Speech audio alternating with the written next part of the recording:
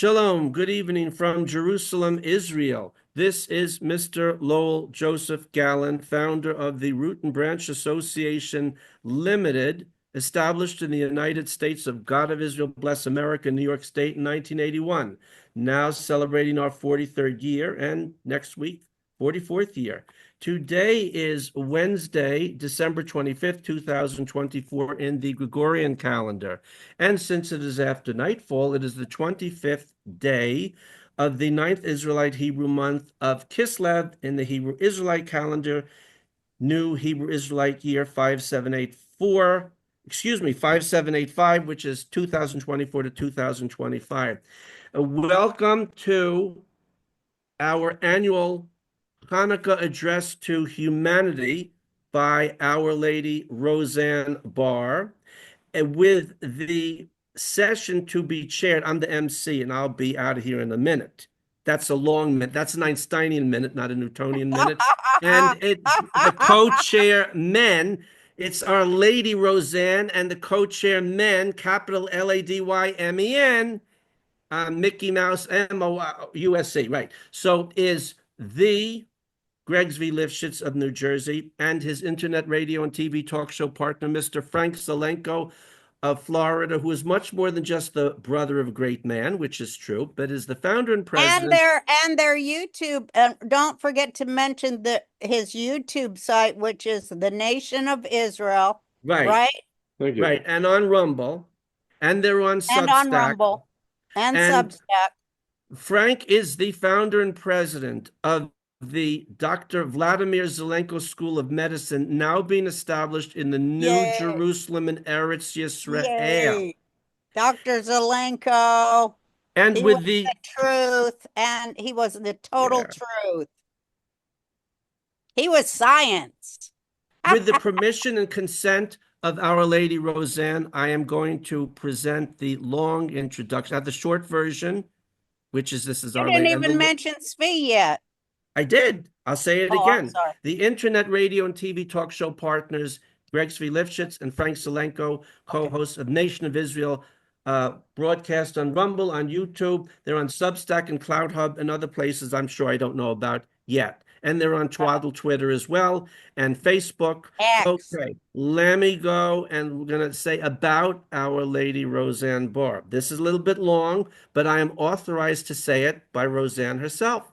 So let's begin. Because I feel I deserve some praise for, the hours and hours and international hours I've spent being able to write what I wrote. There's a lot of love in it. So here we go. And about Our Lady Roseanne Barr. Grande Dame for all seasons. She has many channels: Roseanne World, Roseanne Discogs, Roseanne Domestic Goddess Vids, Roseanne Facebook, Roseanne IMDb, Roseanne Instagram, Roseanne Pinterest, Roseanne Reverb Nation, Roseanne Rumble, Roseanne SoundCloud, Roseanne Twitter, Roseanne YouTube, and of course her own website. Now, Our Lady Roseanne is Boudica, warrior queen of the Iceni for our times. She is Huldah, the prophetess of ancient Israel for our times. She is Deborah, the judge of ancient Israel for our times. I'm just getting warmed up. Put on your seatbelts. She is Esther, queen of ancient Israel for our times. America and the world's mom. America and the world's Yiddish mama and Bubi Safta Granny. And their own description from her website, Our Lady Roseanne's website, quote, provocateur, legend, domestic goddess, America's mom, #1 sitcom creator and star, Emmy Award winner, Peabody Award winner, civil rights activist, changer of American landscape, stand-up comic, writer, troll, and podcaster. That's what I got, and I repeated it with the bracha from the rabbinate, the Rebbe of Roseanne herself. And now, without further ado, and we want to welcome our live studio audience, really panelists, our friends from Oklahoma City and Ivor, South Carolina, who are faithful friends in so many programs that we have. Without further ado, I am handing over the mic to Greg and Frank the armor bearers of Our Lady Roseanne. I'm going up to the gallery and I will listen along with the rest of you. Boys, Thank it's all you, Lowell. yours. Well, thank Thank you you, so much. Lowell. Happy Hanukkah. If you, Roseanne and Frank, if you guys don't mind, I'm going to say one short thing, relatively short, and then I'll literally disappear like Casper the It Phantom of better the be Opera. by way of introduction of me. Yes, it is. Yes. Okay, go ahead. It is indirectly, but yes. Okay. So again, not to make it about me, it's about you and it's about Hanukkah. But last night I don't know what came over me. I felt the urge to make this short video, and Roseanne, you watched it. I wanted to just direct it towards some of these people, who claim to be Christians. And by the way, I believe them when they say they claim that they are Christians.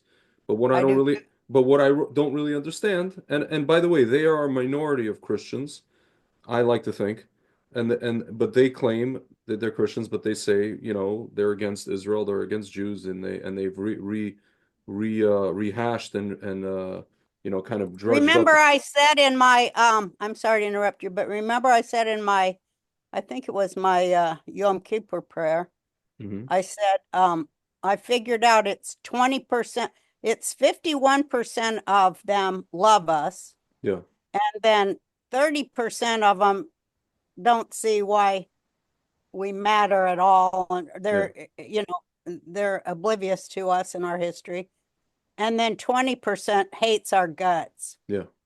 So those 20%, I asked them the question. I said, guys, if you claim to be, you say Christ is king and all that stuff, you should know that he was a Jew, and and But what and and, gets and me about when they say that is it's a blasphemy, because the yeah, title is yeah, in correcting them, and correcting you, Candace. yeah. Christ is King of the Jews.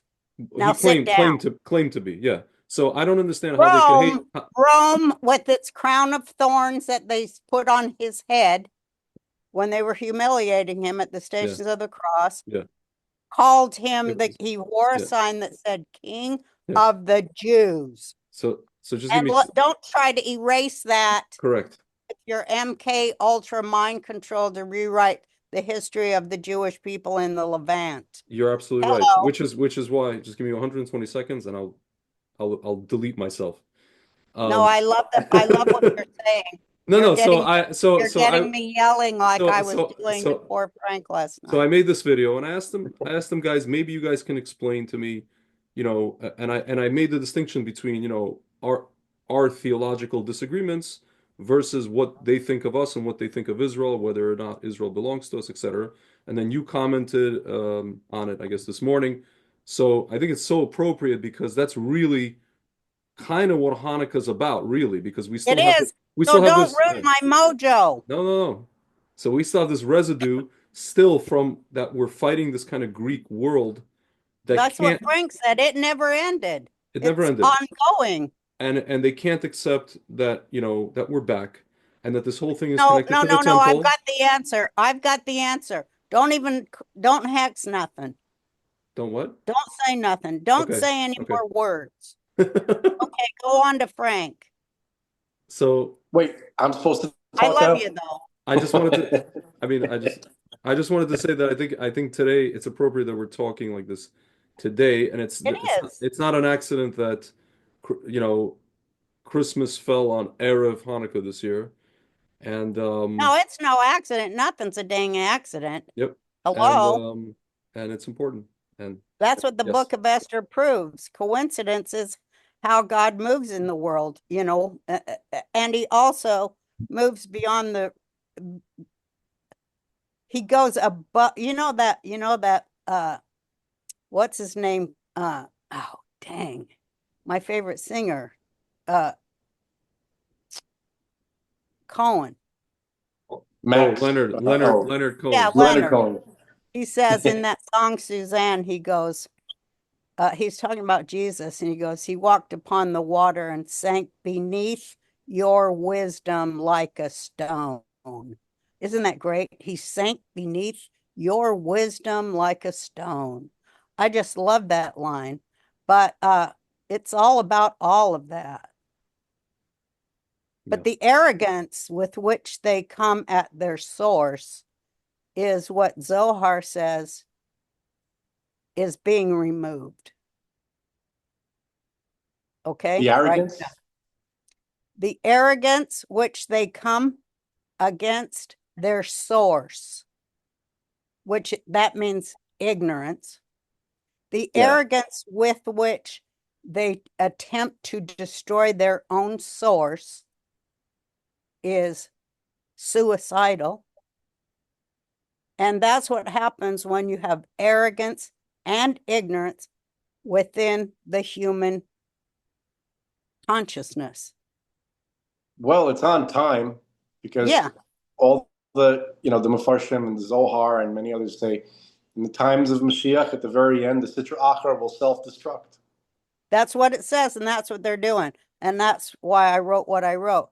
So, okay, now moving on to Frank. Is that right? Is that okay, Tzvi? Or are you have more? I might have more later, but Yeah, that's wait. okay. 'Cause continue to Well, record after I do my thing because I love when we discuss. yeah. And I never get the discussion. I only get my own self. I love the discussion because that's when it really, really, when we can discuss Yeah. Torah together is when we get whole new insights. Roseanne, So I want to include that. you mentioned Purim. It's explained to us that after Mashiach comes, the only two holidays we will be celebrating are Hanukkah and Purim, are the rabbinic ones. I could be wrong, Mhm. Frank. Maybe you can correct me, but No, that's what's been told. Yeah. Hanukkah is above all of that. It's above all narratives. It's it's the apex. Hanukkah is the apex of the messianic light. Okay, so now Frank, go. Why am I emceeing this? I don't know. But I realized something. Oh, I'll tell you after. But go, Frank. Why are you emceeing this? Because ain't nobody come here to listen to Frank. They came here to listen to Roseanne Barr, the most famous lady on earth. That's why. Just in case you were Well, wondering. that's true. Yeah, see? I make sense every now and then. Because I'm so damn good looking. That's what I think. Mm-hmm. So, yeah, I saw a picture today of a menorah. Oh, yeah. It's What? 2,100 years old. Oh, I saw that too. You saw that? Yeah, I've seen it too. Yeah. Can we show it? Yeah, I have it up on my twits. Okay. And perhaps, but I'm on the phone. And if Greg, would you be Yeah, so yeah, kind? Whatever. It's okay. We'll put it in later. I was just poking fun at Frank for turning him into Jamie, but here you go. This is the thing we're talking about. Yeah, Roseanne, when you take a look at this, is this the one you saw? I had to get my Hanukkah candy. Oh yeah, I have that. I have a reproduction of that. Oh, it's so beautiful. It's crazy, right? It's 2,100 years old, and Hanukkah started only 100 years before that menorah. It's unbelievable. Yeah. And somebody on the comment section was like, perhaps it's a special candelabra celebrating the Feast of Trumpets. I'm like, why? Why can't you just leave it alone? It's clearly a menorah. What's wrong with these people? But anyway, so why am I bringing this up? Because it's a religious artifact that exists since the time of the holiday, since the time of that observance. I don't think we have another example of that, because all of our religious articles are very organic, like tefillin, it's leather. And they found really, really old tefillin, but it's kind of misshapen. It's not in a perfect square anymore. And the scrolls inside were semi-damaged and stuff like that. But this is intact. Like you could actually use this. You could literally use this menorah today to observe the holiday perfectly, right? With perfect observance. And by the way, that big hole right in the middle, that was there to, that's supposed to, you're supposed to stick this piece of like reflective metal, like a copper, like sheet, right? That with kind of like this like circular bottom, right? Where you stick it in and it would amplify the light in the room, right? As a reflector. That's what that's for. If anybody was wondering. So the reason I'm bringing this up is because we have this intact religious article all the way back before, older than Christianity by a lot, older than everything, right? There it is. And the reason why I'm bringing this up is because we're still in Hanukkah. We have an intact religious artifact from that time, but we're still in the holiday of Hanukkah. Hanukkah never ended. And this is why Hanukkah is that one holiday that every Jew knows about. I was telling you yesterday. Yes. I love didn't that know. you really inspired me with that. Mm-hmm. Yeah, it reached Hanukkah of all holidays, right? It's okay. It's not even like one of the festivals where you have to keep the laws that are similar to Shabbat. It's not Passover. For anybody listening, the three main festivals that of the Jewish religion are Passover, Sukkot, right, and Shavuot, where it's Sabbath laws, basically, where it's, and then you have what's called the high holidays. You have Yom Kippur and Rosh Hashanah, what some Christians call the Feast of Trumpets. Okay? And Sukkot. And Sukkot, I mentioned it. And okay. yeah, and but Hanukkah, you can work every day of Hanukkah. There's you have to light in the evening, okay, but it's not as restrictive. And for that reason, some people could say, oh, it's not the most important holiday, but it is, because it's the holiday where the Jewish people stepped towards God more than any other holiday. All the other holidays that we have are biblical, right? They all come from some book in the Bible, right? Even Purim. Purim comes from one of the books of Tanakh, of the Hebrew Scripture, right? The scroll of Mordechai and Esther, right? Megillat Esther. And even though God's name is not mentioned in the scroll as part of Tanakh, and it's considered a work of prophecy, where literally it is mentioned 64 times in a graph. You know that, right? I do not. Oh. I'd love to hear this. No, I'll send you the link. Okay, never mind. Oh man, that sounded cool. It is cool. Because we it- were it- talking about the all right. mathematics of Torah It last is night. it is also connected Oh, yeah, to yeah. it is also connected to Torah codes about Nazis and all that kind of stuff. There's a whole thing with that. Yeah, it's very Yeah, numerical. It's very, you have to go that's deeper. I wanted that's to the go litmus deeper test. into Hanukkah this time, because that's, I'm always looking Absolutely. for the deeper. Roseanne, at the risk of saying something that a lot of people will say, "Oh, Tzvi, you're being divisive."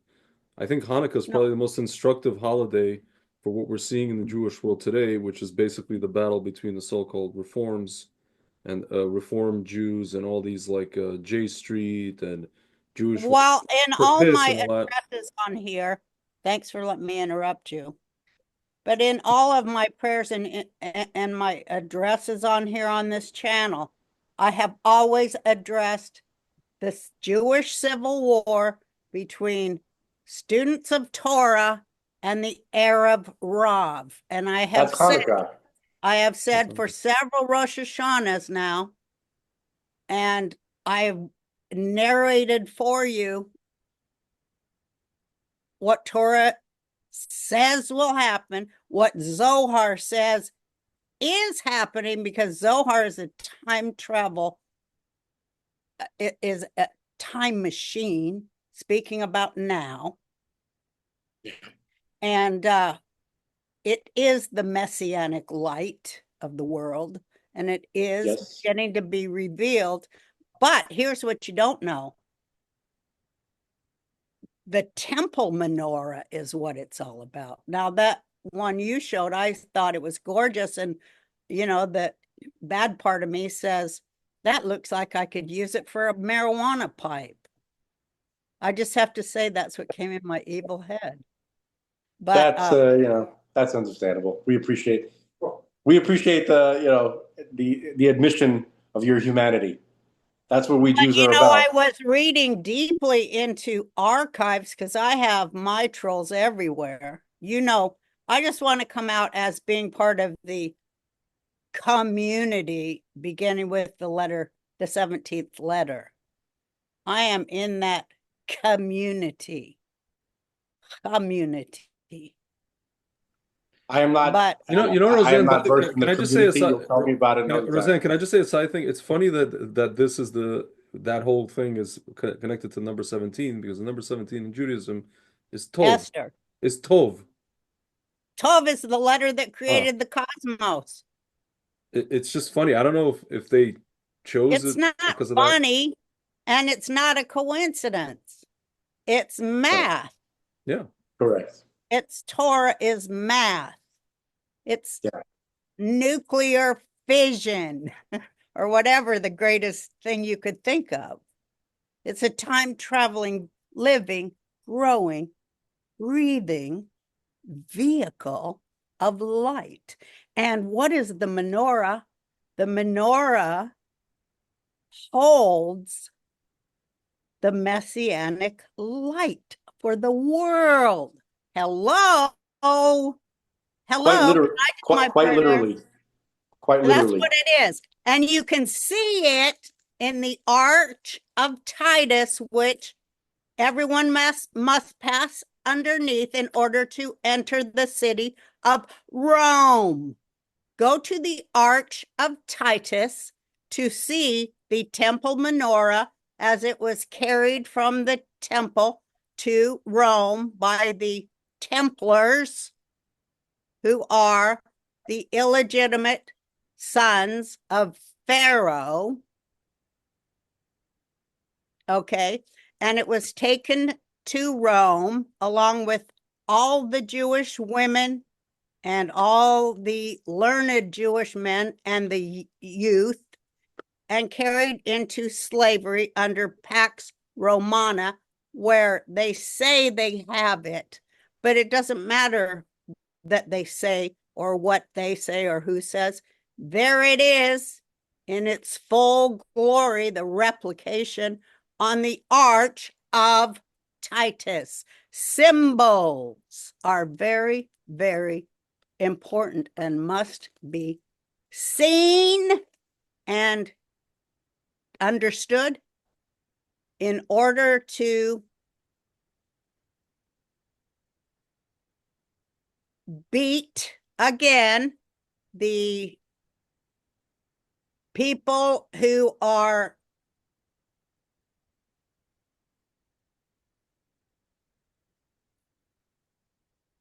the imperialist oppressor, the genocidal enemy of me and you. And really any Christian or any Muslim, really, or any gay or anybody who dissents or speaks out or defies orders, because they are fascists. I am trying to decode stuff for you. Here's the story, okay? Okay, I'm going to do some decoding for the community, because I'm seeing what's happening in that community. It's being split by the same old. Reread my tweet. Now they've infiltrated the right with their spokespots for the city of London, which helps to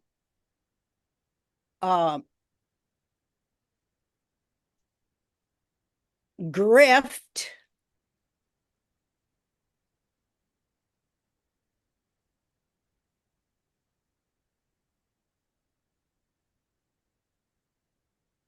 hoard, inflict, dehumanize, control everybody in the world practically, except their very, very small club. How you get jumped into that club is something that is also about Hanukkah, because these Hellenist types was a bunch of Namblas, putting it to you bluntly, along with their lofty other things that come along with that Gnostic crap. But that's what all the secret societies and the haters of God and God's Torah and God's people, that's the enemy, the one that wants to rape your children. Hello? Can't you figure that much out? But you can't, because you're under heavy duty mind control. Here's what Hanukkah's about, okay? And the whole time I'm talking about it, you know what I'm going to be chewing on? My Hanukkah gals. Woo! Hey, kids, look at what we get on Hanukkah. Money, golden coins. Oh, boy, I'm going to buy me several houses with these golden coins, ain't I, kids? Whoa, I'm a rich lady. But you know what?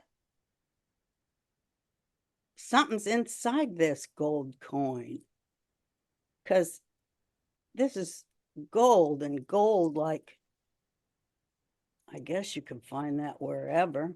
Gold everywhere. So you could do a lot of stuff with it. You probably could make pipes and all kind of stuff out of it. So I'm going to save that. It's very precious. And after it's alchemized, it could be useful to humanity. That's the good kind of gold. And look at what I found in here, some divine chocolate. Because that's the good stuff. Pleasure. Woo-hoo, that's what money cannot buy. Okay, here we go. As one of the most successful and influential comedians who have ever lived on earth, living as a Jew, I must say, it's all about the timing. I have learned to wait for certain signs in the world so that I could make jokes about them, and thereby bring attention to them. Well, I have waited 72 Hanukkahs of study to say what I am saying here. To speak the obvious,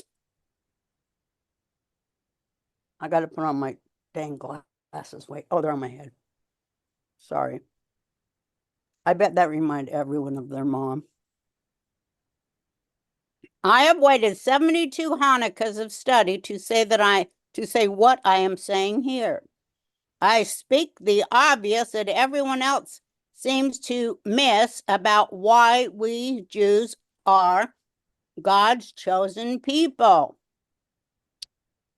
and why I have changed my pronouns to chosen of God.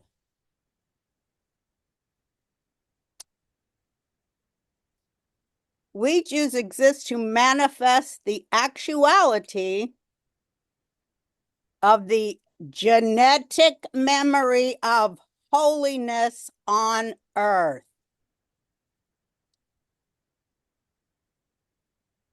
To place at the center of your vision, mind, and soul, as well as your community and your nation, a dedicated and sanctified edifice containing a vessel of burning light that represents the bush consumed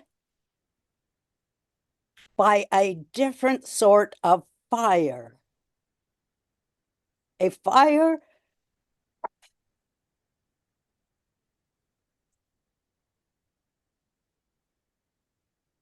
I need more chocolate.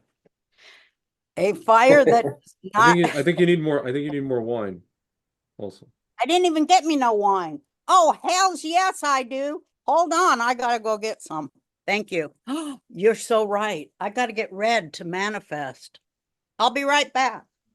All right. I just made it so that Roseanne goes and gets non-kosher wine, but it's okay. We'll get some kosher wine. You had to open your mouth and you had to say something. That's right. You just have to. Listen, we don't have what are they You called? always start trouble. We don't have yain nesach. We don't have like real avodah zarah anymore. So it's not. It's amazing how the mind works immediately to to come up with excuses for horrible behavior. That's right.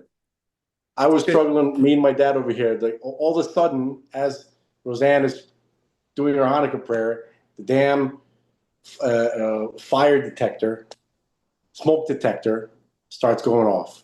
Okay, and there's no smoke. All right, there's no smoke. All right, it just starts to It's go a off. citrocco, my friend. Damn it! It's a Freaking pesky citrocco is annoying. Not only is it tragic and devastating, it's really annoying as too. Yeah. That's its primary feature, I think. It's the annoyingness of it. Oh yeah, that's it. For sure. It's most consistent. Mm-hmm. Yeah.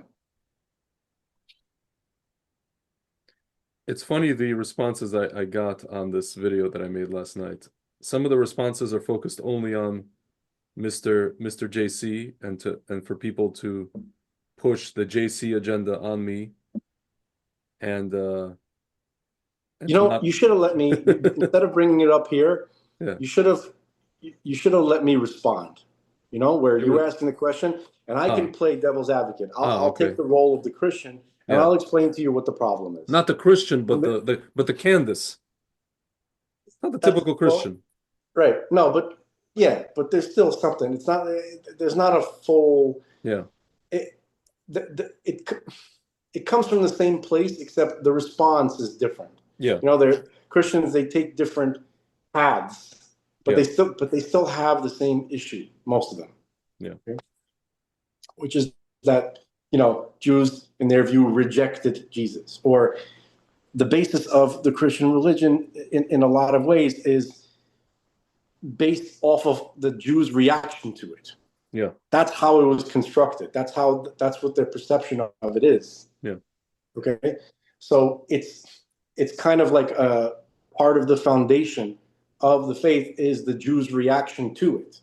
Whereas to us, it wasn't something that was, and this is what drives a lot of Christians crazy more than anything else, that it's not something that we're very conscious of, that the Jews of that time. Yeah.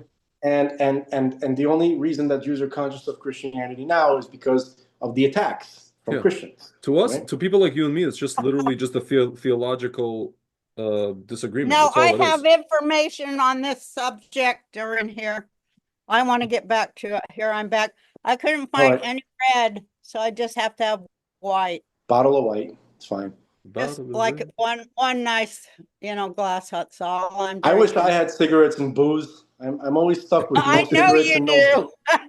Today life is great here in the rest home. That's a fancy rest home. All right. Wow. Roseanne, I was going to ask, why are you in that dumb blue state? But I think it's soon going to be a swing state, if not a red state. That's why I'm here. I think actually it is a red state. I think they're just, obviously they cheated. Where are you? Definitely a red state, and that's where I'm here. I'm in Los Angeles. Oh, dear God. I go where they need my energy as a Jew. Man. And that's why I'm here. Okay, let me finish my stuff. I didn't know that's where you were. I'm kind of bummed out. All right. Why? Just LA is just a bummer. Everything. Frank hates every Jew state in America.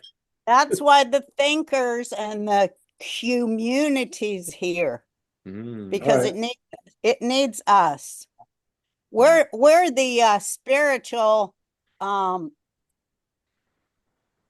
Seekers. Lighthouses. We're the seekers, because we're not seekers. We're not like pilgrims either. What do they call those people? Lighthouses, I guess. Huh? The lighthouses, or I mean, in Chabad parlance, it would be like shluchim, like emissaries, sort of, kind of. There's probably, that's actually a good term. An emissary. I Yeah. like that. That makes more sense. Okay. So your Hanukkah prayer. Okay. All right. Yeah, I'm more calm now because I'm getting too emotional. All right. I have to start again though. Okay. Here we go. I'm not going to stop now. If only to smoke. Oh my gosh. Oh. Smoking in my room with the windows open is my dream. It looks Right, dreamy. along with writing about Torah 24/7. It's a dream. What happened to our show, our Torah show? When's this going to happen already? I told you guys to set it up. I'm old. I don't even know how to turn the damn TV on. I All you told got to you do guys is to tell do us all the when. work. All you That's got to what do is 10 tell are us. for. All you got to do is tell us when you can do it, and we can send you a Zoom I link. can do it anytime. All Just right. ask my son, Jake. He keeps my Okay. schedule because I don't know what the hell I'm doing from 1 minute to the next. All right. Because Can I you let like him it know? that way. Can you let him know he'll get a phone call like next week, early next week? If that's all right. Uh-huh. All right. I'll make him watch this. That'll Okay. be his punishment. He says it's his punishment to have to watch when I do the Jew stuff. He should be on the show with us, and he'll like it. All right. Yeah, we should have him on. Everybody's starting to call to get him on their shows. They're seeing he's pretty dang funny and good. All He's right. a patriot, Yeah. I do think I raised him right, but it took a long time. Damn. Takes as I long as had it to takes. haul his ass over there to Jerusalem myself, and I had to throw him up against that wailing wall there. And I said, you better get over there and wail that you meet a nice Jewish woman. Now get over there and do it. That's why I brought you here, and he that's did. what you're going to do. 6 months later, you know what happened. Wow. All right. So anyway, it works. That's to all the people who say that we're just a bunch of superstitious old folk. Well, it works. So you can't really call stuff that works superstitious unless you're Fauci. Yeah. But anyway, here I go. All right. Okay, as one of the most successful and influential, glamorous comedians who have ever lived on earth as a Jew, I must say it is all in the timing. People have asked me, why do you think that's been so successful for you? Well, it's all in the timing. I have learned to wait for certain signs in the world so that I could make fun of them, so that I could point to those signs and thereby bring human attention to it. I have waited 72 Hanukkahs of study to say what I am saying here, to speak the obvious that everybody else seems to miss about why we Jews are God's chosen people. Because everybody says we're not, and we're some other snake line, bloodline, blah, blah, Babylonian bullshit. And why I have had enough of it, and why I have now changed my pronouns to chosen of God. That is how I must be addressed. That is how I self-identify. Chosen of God. We Jews exist to manifest the actuality of the genetic memory of holiness here on earth, to place at the center of our vision, our mind, and our soul, as well as our community and our nation, a dedicated and sanctified edifice containing a vessel of burning light that represents the bush consumed by a different sort of fire, a fire that does not consume the bush It looks to be, that does not consume the bush, it looks to be burning in the desert or the mountain. A clear physical impossibility that drew an imperfect man to it.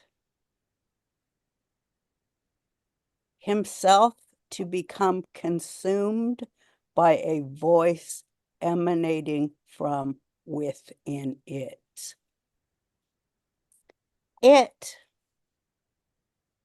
tells him to remove his shoes, instructing him that he is standing on holy ground. It informs him that he is called for a mission beyond his understanding. It tells him that he will become a vessel of this light emanating from this bush. It tells him that he will carry out the greatest political revolution ever to be waged on earth.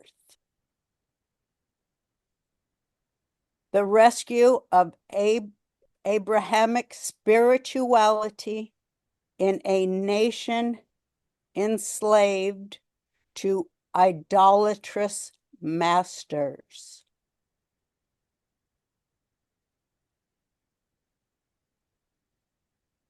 It tells him to go to the slaves and tell them that he has spoken in the first person to the God of their fathers, the God of Abraham, Isaac, and Jacob, whose name is, in actuality,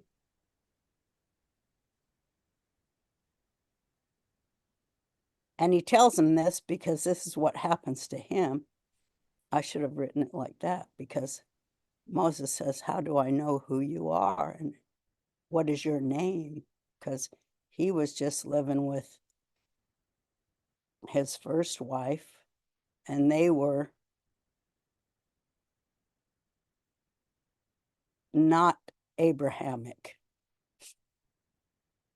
But that's kind of why Moses had a very different and much broader view. He had like a much broader view of things. And it tells him that he has been called for a mission beyond his understanding. And Moses asks for, what is it? What is your name? And it tells him, I have to go down this part. It tells him, my name is, I will be what I will be. Or, I am that I am. In other words, raw, inexplicable, unimaginable might,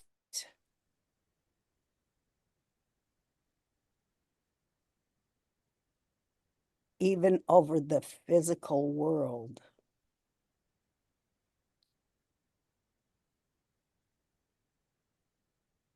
It tells him, after you go to the people and they hear you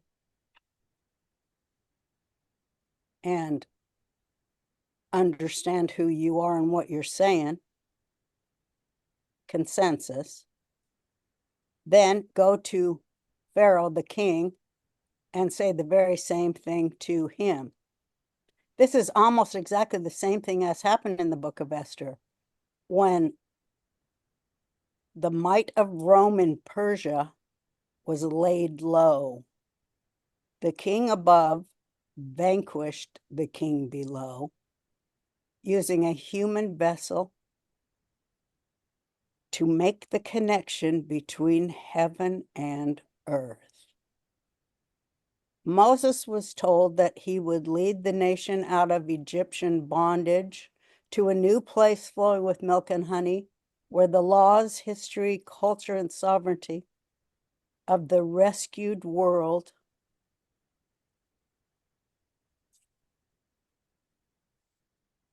would create their own laws and then build a holy place where I am that I am, the light of the world, could reside on earth as a beacon to all who desire revolutionary spiritual freedom and access to the tree of life. The tree of life is an internal process of prayer, growth, synthesis that elicits the secretion of a certain substance called many things, among them the sacred fluid, the sanctified oil from the pineal gland, or the acorn in the brain, or which is code for deep learning of the Holy of Holies. The temple itself was built on the model of the human brain. There's much more to this, but that's for another time. As I've said in every prayer talk I have given here, there is a civil war going on in Judaism forever between the Jews who are connected to God above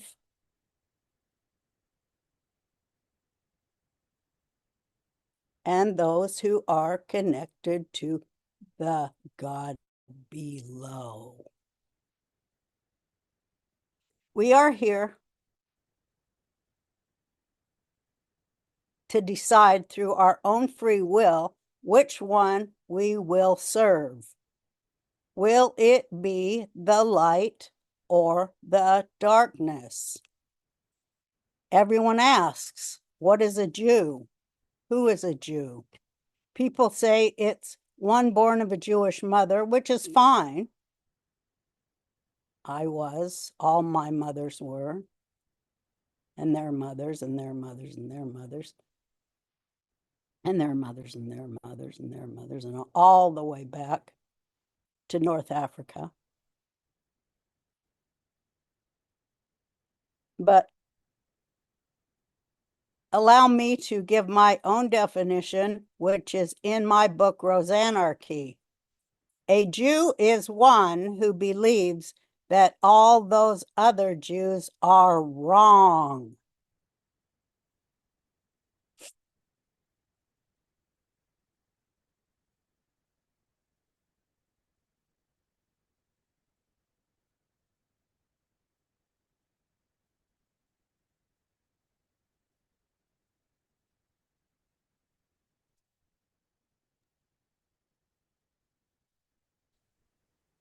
Which brings me to the subject of the Erev Rav, the so-called moral experts on Judaism's deeper meaning, which they deem to be peace at any cost,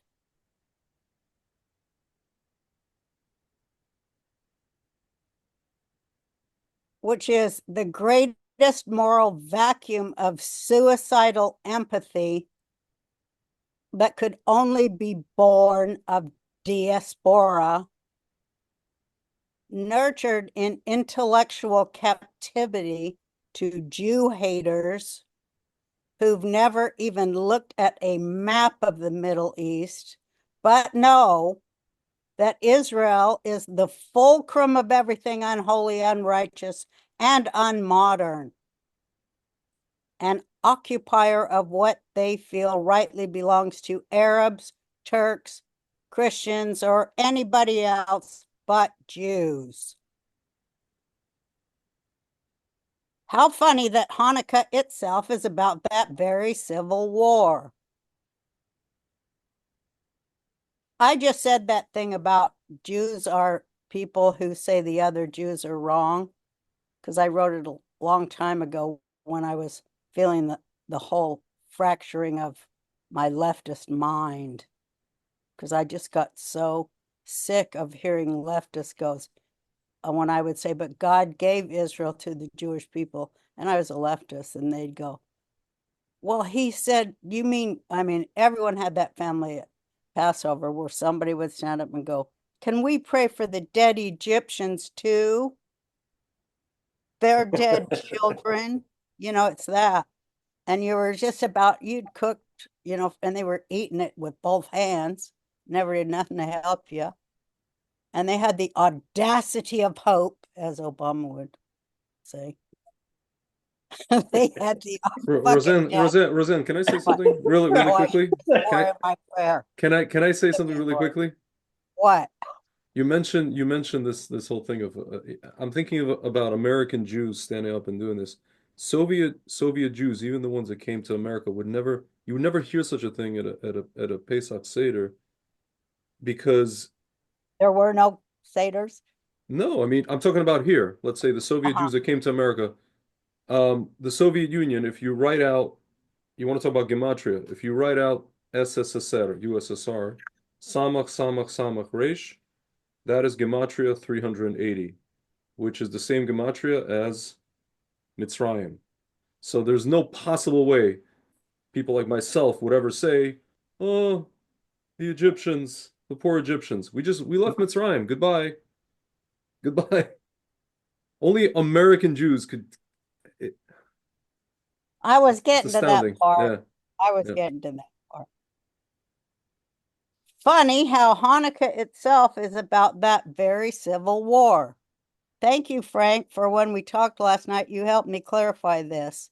That when the true occupiers, the Greek Hellenist boy lovers, demanded that the priests in the temple should institute worship of the obelisk, the phallus, rather than the womb of creation, as it's called in Zohar, deep Torah, and sacrifice a chazer on the altar. And I say the word chazer because to my grandmother, a chazer was a pig, the unclean. And then these Gentiles have the audacity of hope to say the Chazarian mafia when they're talking about my people. Hello, you are the Chazars, okay, Turks and the rest. I really hate those assholes. Sorry, continue, please. And Candace is one of them now too. You know what? I figured out she's a fucking spokesman for City of London now. That's her gig. It's the secret nights, night stuff. Our buddy would say Jesuits, but back to your prayer. Well, they follow me in all the Jesuits. Did you know I heard from, I can't say, but Jesuits, you know what that means? Kabbalists. Hello. That's what a lot of bad people would like. A lot of them took my classes. A lot of them took my class. Yeah, no, they like, it's a very common. They want to learn. So they want to learn. Flip it on its head. But they want to flip it on its head. No, they want to learn. They got the desire to learn. But in the back of their head, it's like, because I can make a boatload of money on this. Mm-hmm. So no, but they've already done that thing to themselves where they won't be successful. Because the light only works for the light. It don't work for money. That's why we're having these lovely gold coins as snacks. Because we don't give a fuck about money. Yeah, we'd rather have chocolate. Good shit, the good stuff, excuse me for swearing. I know all these people don't like me swearing. I ain't an F off. But look at the good stuff that money cannot buy. Secreting some enzymes of heavenly joy, enjoyment, pleasure. So Roseanne, it's Laurie Cardoza Moore. I have a question. Well, don't try to, what? Can you wait till the end, Laurie? I'll go ahead. Well, you haven't even heard what I bet you haven't had one no one listens to me, and I'm the only one with the I've been listening, and that's It's why I making have me this mad. question. I Oh, have okay, this what?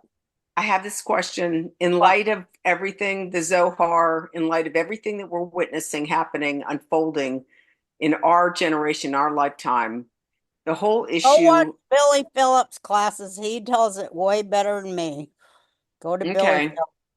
Well, maybe you have an He tells answer it, for me. he has a whole different view on I mean, he's really in a synthesis, unlike myself, but I keep reading. What? So, the rise of transgenderism and our young people falling prey to this. It seems so strange. I can't tell you how many people I speak to who have children who are dealing I'll with this. answer that after this. Okay, I don't want to Okay. answer. Okay. No, I will after. I'll be patient. Okay, honey. Sit down and be quiet. I love saying that to women. Oh, they're not prepared to hear that. I Me should dress too. up like a man when I say, I know it, Frank. You can't do it. I know you can't. And yet I do. How do I get away with it? I don't know. Anyway, Because you win some, you lose some. exactly. Because you're married, Frank. That's right. Oh, I don't Win say it to my wife. What are you, crazy? Oh. Well, again, because you're married, Frank. Oh yeah, that's right. I don't care. Yeah, I'm There's married. no So I don't there's but care. no you're not repercussions from married, the woman in Steve. front of you. Exactly. So Speed needs to be get a wife. You know, everyone on earth is going to try to get you to marry them because you're yeah, so handsome. yes, when you say everyone, Roseanne, it literally means everyone. Like women, I I can't even mean, have the children right with girl. anymore. I mean, your soulmate, whatever, you know, Zat the Hashem. right one. You know what? Please, The one I want God to hear your wants, prayer. the I want to one hear your God prayer. chooses for you, not the one you choose for yourself, because you have bad choices. So the Yes. one You're God actually chooses right. for you, You're actually right? Am right. I You're actually right? right. Am I You're telling you the absolute truth? Yes, because I love you. Don't throw away these gold foils. I'm telling you, you can make ornaments later. All right.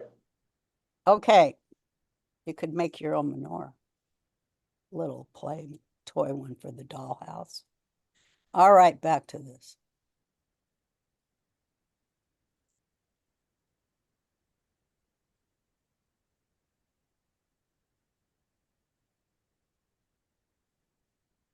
They brought in the obelisk and said they would sacrifice a pig on the altar to Zeus.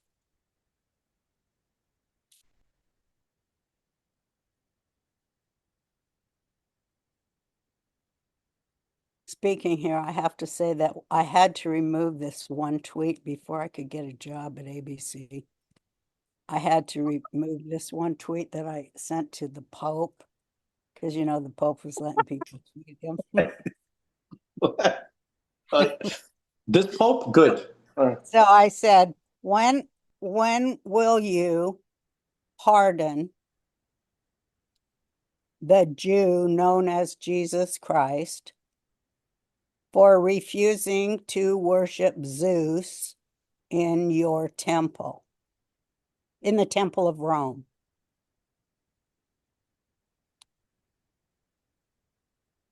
Because it was just, you know, one of those days. Yeah. I didn't hear back. Anyway, back to me. Yes. They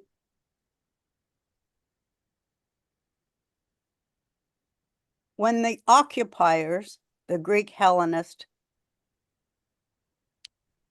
demanded that the more cosmopolitan types who were more educated and sophisticated, knew the ways of the world than the indigenous people who lived there, demanded that the priests in that temple, which held that menorah, which reflected the light from that burning bush, should instead institute worship of the obelisk, the phallus, rather than the womb of creation, which Zohar speaks about. and sacrifice a chazer on the altar to Zeus, rather than to ethically butcher and salt in order to remove all vestiges of blood from, and then to cook a clean animal to be consumed by the people at a holy festival.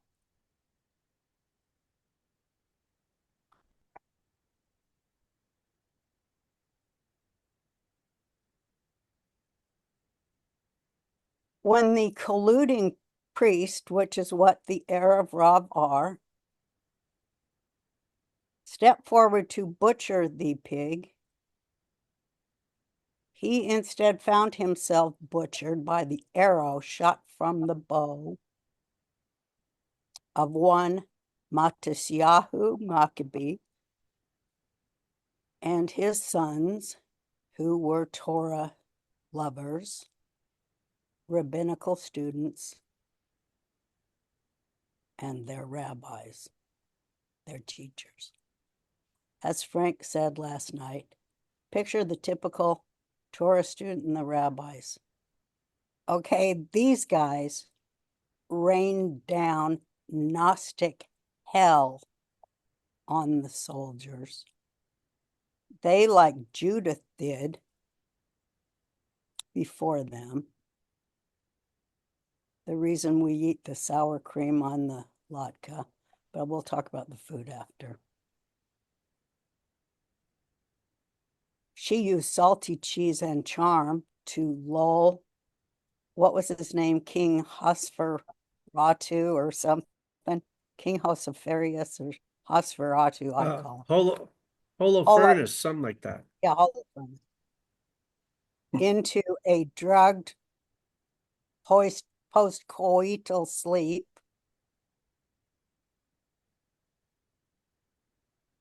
With her maid at the door holding a basket. Then she beheaded him and hung his head on the city gates. She's why we put sour cream. Certainly not applesauce.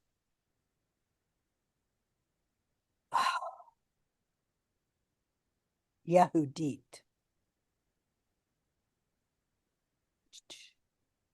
That's how she won the war. Just go in. It's pure like before Mossad or CIA or MI6. You know, it's like, yeah, I can see what I have to do. Got to get in there. Fuck the king. Slip him some salty cheese. He'll fall asleep. Take his head, put it in the basket, walk out, nail it to the wall. That'll do it. Well,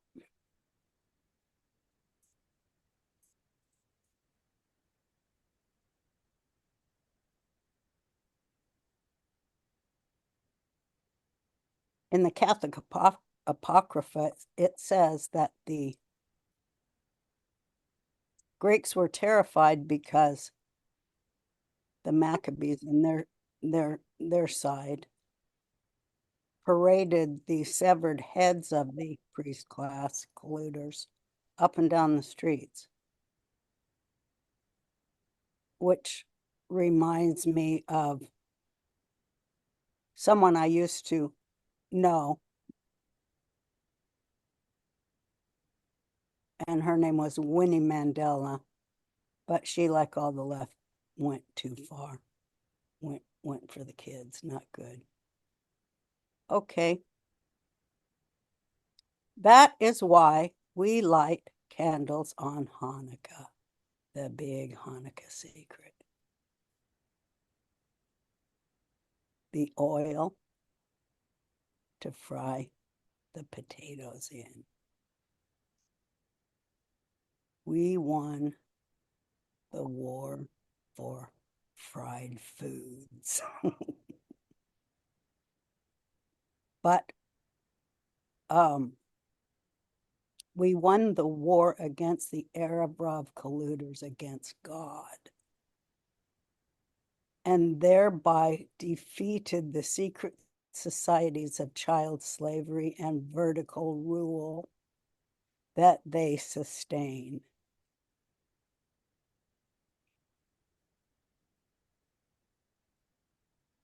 We are the Maccabees. We believe in horizontal rule of the people in service to only one king. The king above, who can refresh, redeem, reignite the sacred oil in our very brain and cause us to rededicate our own inner darkness into light for his sake and for the sake of the world tonight and for the next 7 of 8 nights, 8 being the number of Moshiach.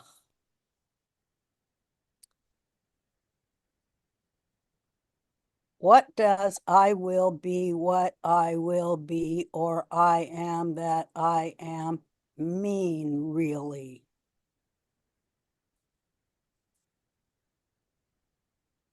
I'm going to read something I didn't write when I am done from the mind of a genius, a prophet.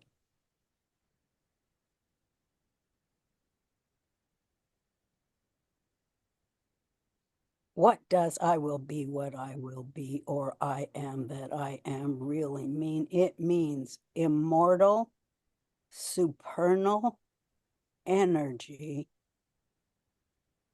of intelligence.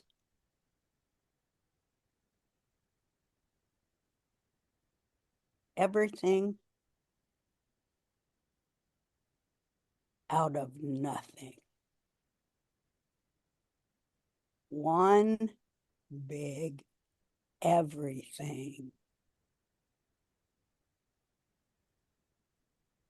The rectification of the soul freed from dualism.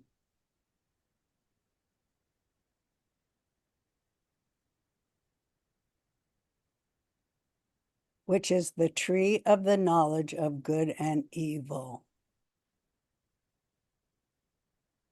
The irrational pagan mind.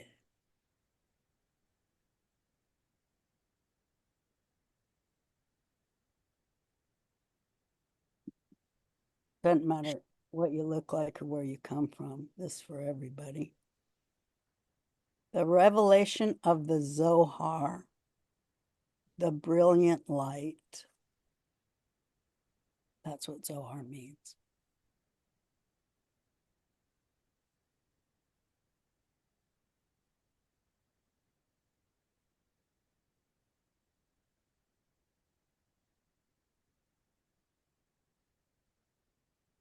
Or wrote. I'm going to read from Rav Kook's Or wrote, so that you'll understand why they want to stop. Why they're not anti-Semitic. They're simply anti-Zionist. I'm going to read to you why that is. Unravel that a little.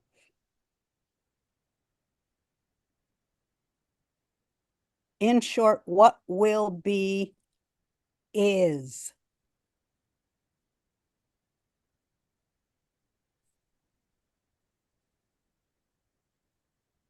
This night, I feel it is only right to think together, if even for a second or two, about Jordan, Palestine.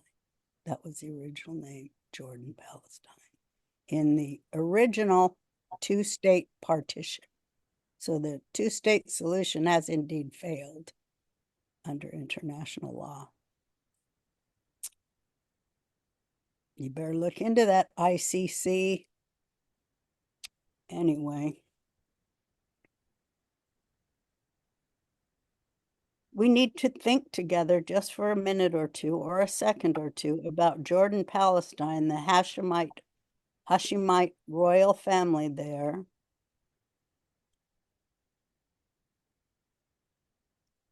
The Waqf, which controls and keeps the Jewish people from praying at their most sacred spot on earth. Can you imagine if Israel told the Muslims they couldn't go to the cube and walk around it 7 times? Then you'd have the right to call Israel an occupier. But that's what you feel free to do to the Jewish people on our most sacred space, reiterating our most sacred space that contained the candelabra representing 8, right? And then an added 9, which is what Hanukkah's about, the added 9. The Hashemite royal family there and controlling the Temple Mount. And the Al-Aqsa flood, as it was named, the invasion on 7 fronts, October 7th, which happens to be Putin's birthday. Check that out, bitches. Putin was lighting his candles on his birthday night with that Hamas guy they took out. What's his name? They was there at Pootie's party. Oh, I bet there's a Pootie list. Ismail Hania. Hania. They's lighting them candles October 7th. I told you nobody listens to me. When I went on Pierce Morgan, I got myself banned for life because I said this people who perished on that day, as I gave them my speech here, they were sacrificed to Moloch. Because that's what it's all about. Because it's always Hanukkah. But anyway, you got to see the threads running through it. See the threads running through it in all the candles you light. And isn't there 64 of them total? 36. I was going to get into that. Oh, good. Okay, we'll talk about that later. Okay, good. Each one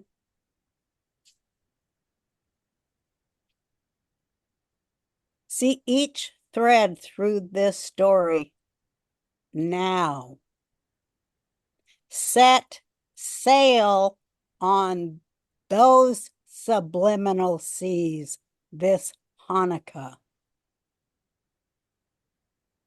Call forth a miracle.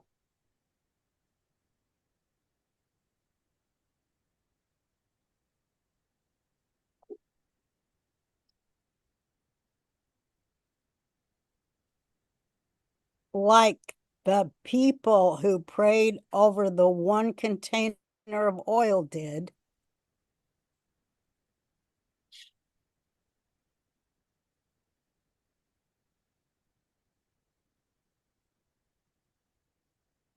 Asking God to magnify their blessings on it.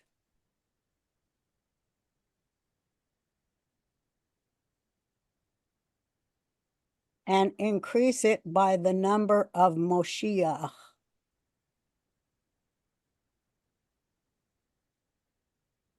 Because that is what is going to happen. And I see it happening. And I want to read the most mind-blowing thing in the world, okay? Here we go. Why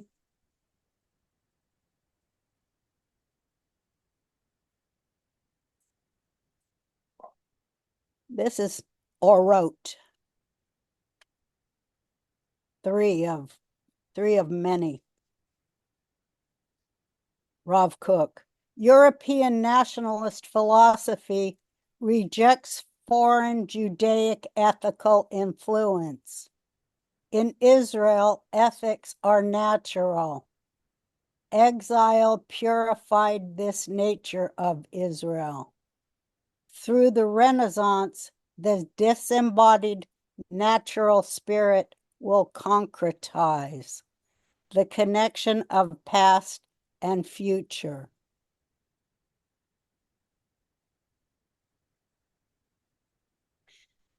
The architecture of future Judaism. The implications of recognizing ourselves as the chosen people, Israel, which bestowed ethics on the world, will now bestow enjoyment and vivacity as well. There must be an ideal higher than socialism. The Israelite collective gives vent to godliness. The commandments will be rekindled with life. The present is informed by past and future. He talks about Zionism. This is all what, of course, they oppose. The horror of this. Just the horror of this one. Critiquing Marx. Economics are the essence of other national entities. God is the heart of Israel. Israel's spiritual evolution, the spirit of Messiah.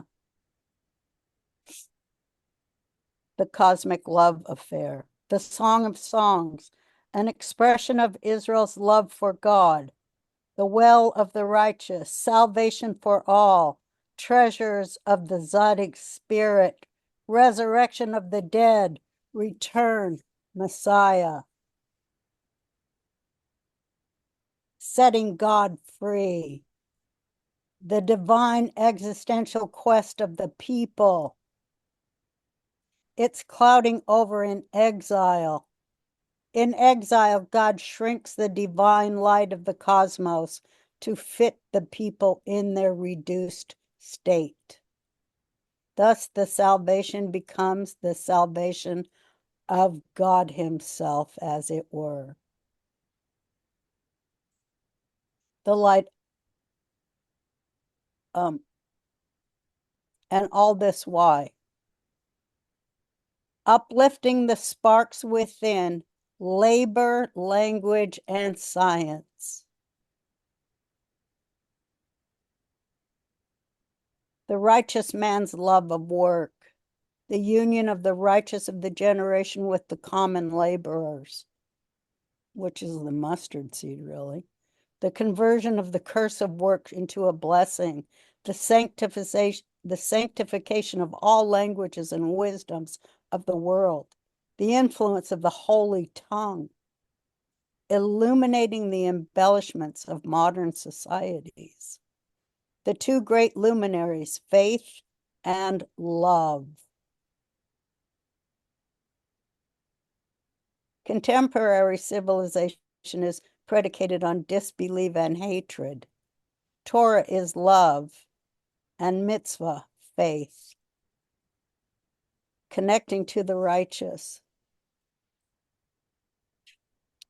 Not the civilized wicked. They are incapable of cleaving. Living spiritual life to its fullest in the land that we are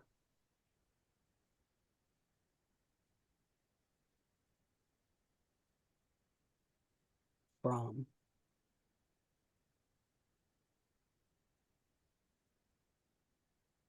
In, connected to, that we vowed for how many thousands of years never to forget. And some of us, most of us, really 65% of Israel, never left the Levant in generations, thousands and thousands of years. The positive aspect of the negation. The seed of man and the seed of beast. The heroes of transcendence, the heroes of the material and their interdependence. The exile stunted psychic and physical growth. In the land of Israel, there emerges a new whole type.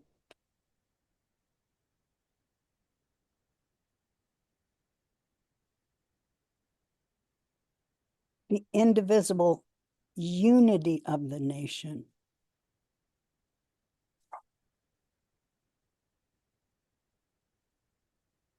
Against divisiveness.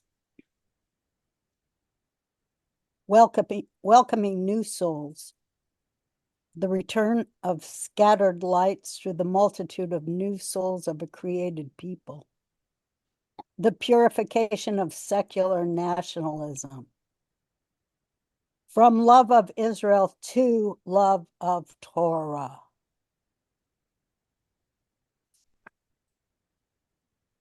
The ultimate love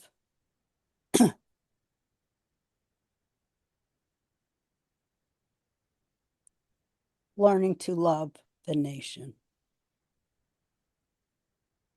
The nation becomes unified. There will be no more exile.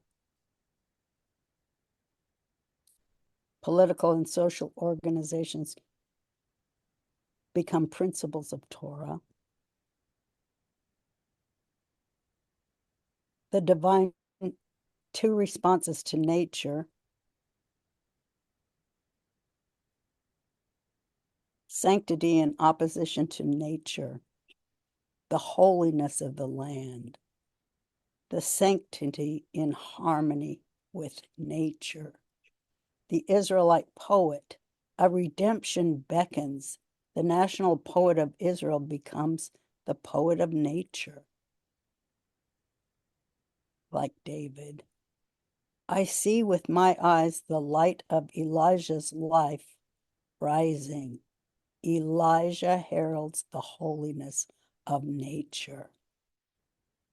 The spiritual forecast of the emerging settlement.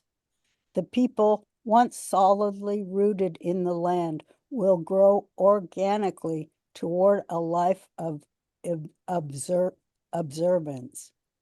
One needn't be over-alarmed by the outer husks of the nationalist movement that will fall away naturally. That's what's going on. At present, the redemption is an anonymous work. God's name is not called upon it yet. Eventually, the divine nature of the redemption will be revealed. The interim painful period is referred to as the pangs of Mashiach. Rediscovering the holiness of the flesh. This is the big one about secreting the oil that keeps your spine going in the body. It's all about the body. All Torah has those secrets of healing. Rediscovering the holiness of our flesh, of the human being, of us, our lives. The pitfalls and the purity of flesh and the imagination. An historical survey of alternating periods of intellect and imagination. Renaissance. Ritual purity as a demand of the in-body approach to spirituality. Then he talks about the letters and the sacredness of letters. And all of this is like the synthesis of mysticism and rationalism, the legitimate and illegitimate mystics, the Torah and the hidden cruse of oil, the nations defiled only the outer trappings of Judaism. Within the soul of Israel and each individual Jew burns brightly. That's why all the spokesman for everybody is a Jew. You notice that, right? The spokesman for the friggin' Palestinians a Jew. They don't get that, you know. That's what the Rav told me. He goes, every religion was started by a Jew. Every one of them. The one thing the Jews can't learn is, you know, how to put it all together. The stuff they start. You know, there's only one source for everything, really. Somebody said, hey, make it easy. Just say it like this. Whatever questions you got, here's the answer to them. Okay. It was the U.S. government, and then the rest of it was them trying to cover that up. Period. Okay. It was you, and you didn't even know it. You kept giving them that money, though. It's funny, isn't it? Let's eat another one of these worthless friggin' gold coins that are only Rough worth. Cook really knows how to write beautifully. Huh? Rough Cook is our modern poet. He's our modern king. Isn't he he? was a poet. He had a lot of poetry that he published. Oh my God. It's okay. Here's another. This is me. This is what I love.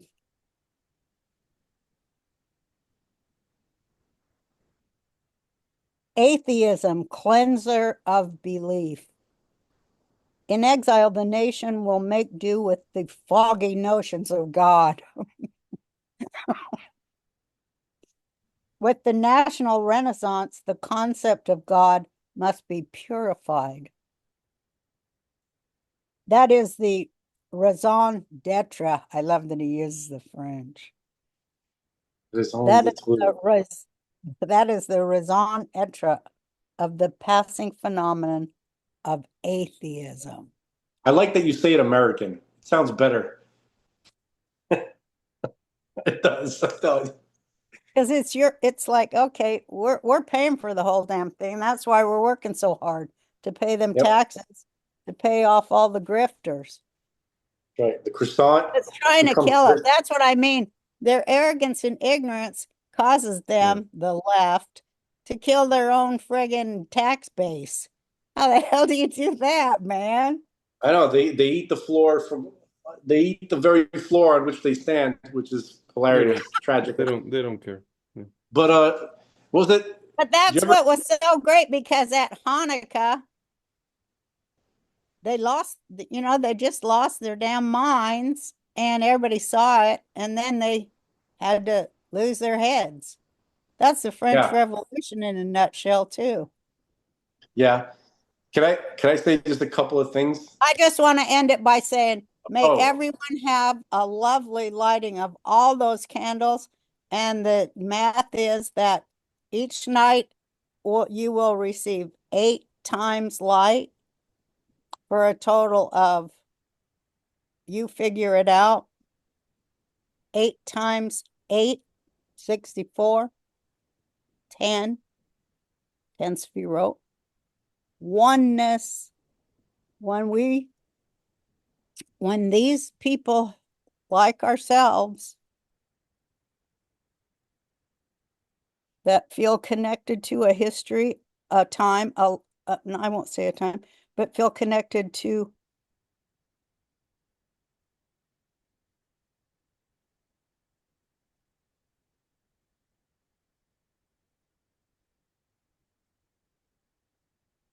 all of that history going back to that burning bush, the light of intelligence that collapsed slavery. I just love that so much. And I think, well, there's a lot of us. Maybe one of my teachers told me, you know, Roseanne, it only takes 2,000 of us. And I do believe that I have, I don't know what you call it, acquired that many. It's taken a long time, but I love the community. And, Ah, it's just all about being at another level now. And I mean, people don't see it, I guess, and they're not talking about it, but, I love these, spherical balls of light showing up everywhere. If that ain't Hanukkah, I don't know. And it doesn't matter if they're good or bad, because now that I saw them, they will automatically be good. Because boy, all their crap is artificial intelligence based on the way I think. So we already won that one. Amen. amen. When we put it all together, Amen. like Now Sweet. let's talk, or I'll answer that lady's question now. I want to answer it. I ignored where Rob Cook talks about on physical exercise. I didn't read that one. Roseanne, I just want to tell you that outside of Israel, it's a shame that Rav Kook's Torah is not widely learned. A lot of people say it's a Torah of the land of Israel, but it's really the Torah of the world, of universal Torah. And It is for it's probably the most relevant now. Everything, all the conversations going on. Well, he's the founder of modern day Zionism, and I'm like, boy, they really hate him. I mean, he's one of them.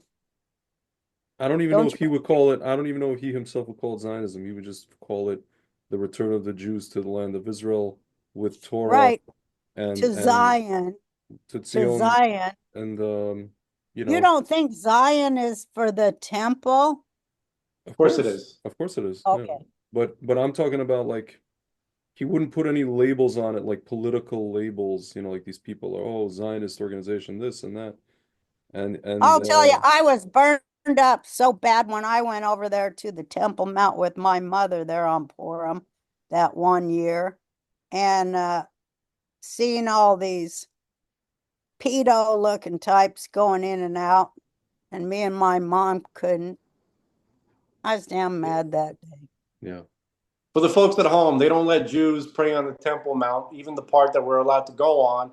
Everybody else is allowed to go there, do and say whatever the hell Under they want. ICC, under George Clooney's wife's phony fucking leftist horseshit law.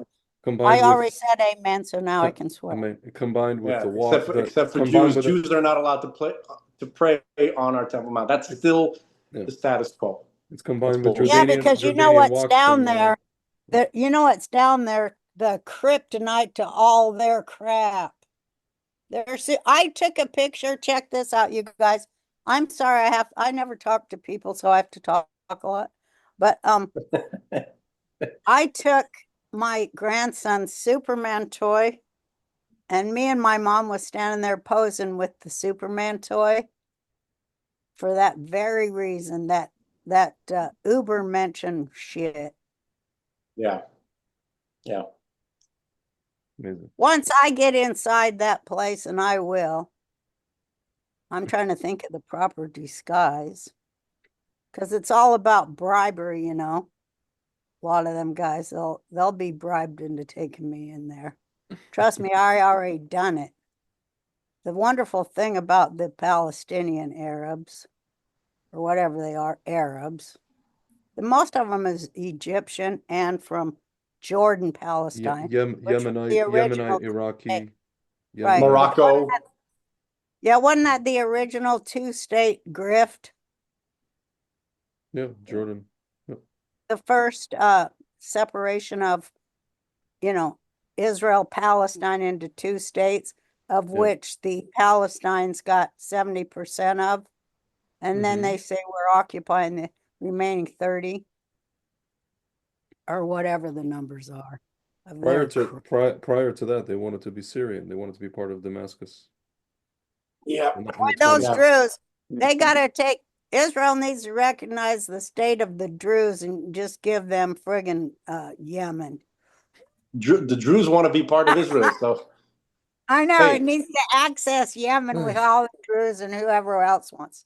Israel should access the whole effing world, in my opinion. And once I'm Prime Minister of Israel, I'm telling you the truth. Once I'm over there and elected as Prime Minister of Israel, Because when I ran in 2012, it was a twofer, President of the U.S. and Prime Minister of Israel both. It was a twofer. Because I knew how to fix every problem, which is basically a labor issue. But anyway, back to me. Can I When say my Hanukkah stuff before my phone dies? become the new Golda Meir, because she smoked 5 packs of cigarettes a day too. She's my hero for that. I want to say my Hanukkah stuff before my phone dies. Okay, go. All right. Is that okay, Greg? I don't have a charger here. I'm at my Sure. parents' house. You're All right. always running around like a chicken with no head. Kind of. Because you're Yeah. a cat. That's all right. Yeah. So the light of Mashiach, which the Zohar is a concentrated version of, it all came from the olive branch that the dove delivered to Noah at the end of the flood, and that was kind of the concentrated of all concentrated versions of the light, so it could survive to this day. But it started burning 2,200 years ago during Hanukkah with the Maccabees, with the actual miracle of the oil. And how did it get there? How did that oil from that olive branch that Noah received from the dove, how did it get to Israel in the Holy Temple in the time of the Greeks? Well, if you recall the story of Jacob when he crossed the river Yabok this is what I wanted you to talk about. Great. So when he went, remember, he got all of his family, right, and all the people and even all the animals, right, over the river Yabok when he was on his way back to Israel from Laban, right? And then he went back to get his own personal belongings. It's the Hebrew there, it's translated as his little knickknacks, basically, his little bric-a-brac, Jacob's personal bric-a-brac. He went back for it. And that's where he encountered the angel that he had to wrestle. But among the bric-a-brac was a little cruse, a tiny little container that was filled with oil that was made from olives on that branch that Noah received from the dove. That is so right. But that olive oil, right, that branch first was complete. It was completely withdrawn because it existed before in the beginning of creation. That's right. When God created the world, he created this light. When God said, let there be light, it was not the kind of light that we are familiar with, because the light that we experienced, that came from the fourth day when God created the sun and the stars and the moon. That's not the light that's described on the first day. That light was withdrawn on the Sabbath, right at the end of the Sabbath of Adam's life, the first Sabbath of Adam's life, because Adam was created on Friday, midday, and he experienced 36 hours of that original light of creation. And this is after the sin. This is after the eating of the tree and that story that everybody is familiar with. So from the time that he was created until that sin, right, which was right before Shabbat, he was experiencing that light, and the light should have been withdrawn right then and there as a consequence of what he and Eve had done. But God, because they were going straight into the Sabbath, the first Sabbath, God allowed them to experience it for all the hours of the Sabbath, for the 24 going into the 25th hour of the Sabbath. Altogether, he experienced that light for 36 hours. The first, that original light of creation, which is the light of Mashiach. And if you do a count of how many lights or candles a person ends up burning in total over the holiday of Hanukkah, it's 36. So each one of those candles represents one of those, an hour of that original light of creation. So when you finally started, so the miracle of Hanukkah and the oil is that the original light of creation was returned back into the world. And that's what we're celebrating. And we've been in Hanukkah ever since Hanukkah. Everything that we experienced, just like the Maccabees, right? While Hanukkah was happening, right? They still celebrated Passover and Yom Kippur and Rosh Hashanah and Sukkot and all those other days and Purim, right? But it was in the framework of Hanukkah. And that's the framework that we've been in ever since. Because you mentioned the Civil War. You mentioned the war between the religious Jews with integrity who keep the Torah. Irrational paganists. That's right. And the Hellenists, and the Gnostics, which is what you're talking about. And, yeah, they're all what's the amazing, same thing. Yeah, exactly. And what's amazing is that there's every indication that we have won, because Hanukkah, especially since after World War II, has become the most popular holiday, which Yep. is It's the only one any Jews know about. I mean, Adam Sandler wrote that cute Hanukkah song. Exactly, but here's why. He's exotic for that. Yes, and it proves that even the Erev Rav have lost, and their whole thing is falling apart, and they're getting reabsorbed. The majority of them are getting reabsorbed back into the traditional religious Jewish people, because. Well, we were talking about how it's so great to see the Erev Rav celebrating their own demise. Demise, exactly. What people don't understand. That's how God has dominion over the lower, their God, which is the lower. Yeah, for the folks at home, you guys don't realize, Hanukkah was a civil war between religious Jews and Jews who wanted to Hellenize the Jewish religion, right, and to blend in with the Greeks and to do a bunch of stuff that was against the Jewish religion. So the religious Jews fought the non-religious Jews and won. That's what it was. But man, boy, love. Especially to get rid of that part, which I don't think it got that deep, but whatever amount seeped in. It sure did. That's all they cared about. Pretending they didn't care about that is like saying predators have. I didn't say no. I didn't say. No, but I didn't say that. That's all they do. They enrich themselves on predating. They're pimps. I think one of the main things that made most of the Jews in Israel, the religious Jews, be like, we got to get rid of these assholes, was that what you're talking about, and prima nocta. Be like, you're not gonna sleep with my bride on our wedding night or ever, and you're not gonna mess with my kids. That was probably what caused every revolution in the world. When the peoples are finally going, hey, wait a minute, we're paying to have our kids get BF'd. Exactly, and you're not, That's how Pharaoh works. That's how they keep their power. Babylon. Exactly. So what's his name? Braveheart ripped off the Maccabees. We won't get into that. But basically, no, but he let me use Braveheart in my Hanukkah play at my shul, so I forgave him on behalf of all Jews. Okay, I don't. Okay, don't. All right, that's fine.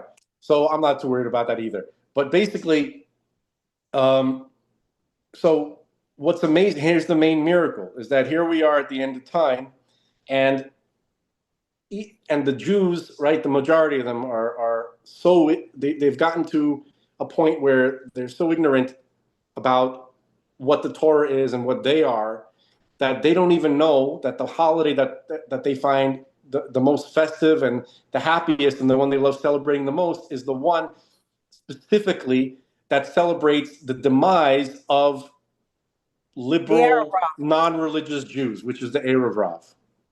Okay, so they're celebrating their own demise, but not their own death. They're celebrating the demise of a sick state of consciousness, and they're returning.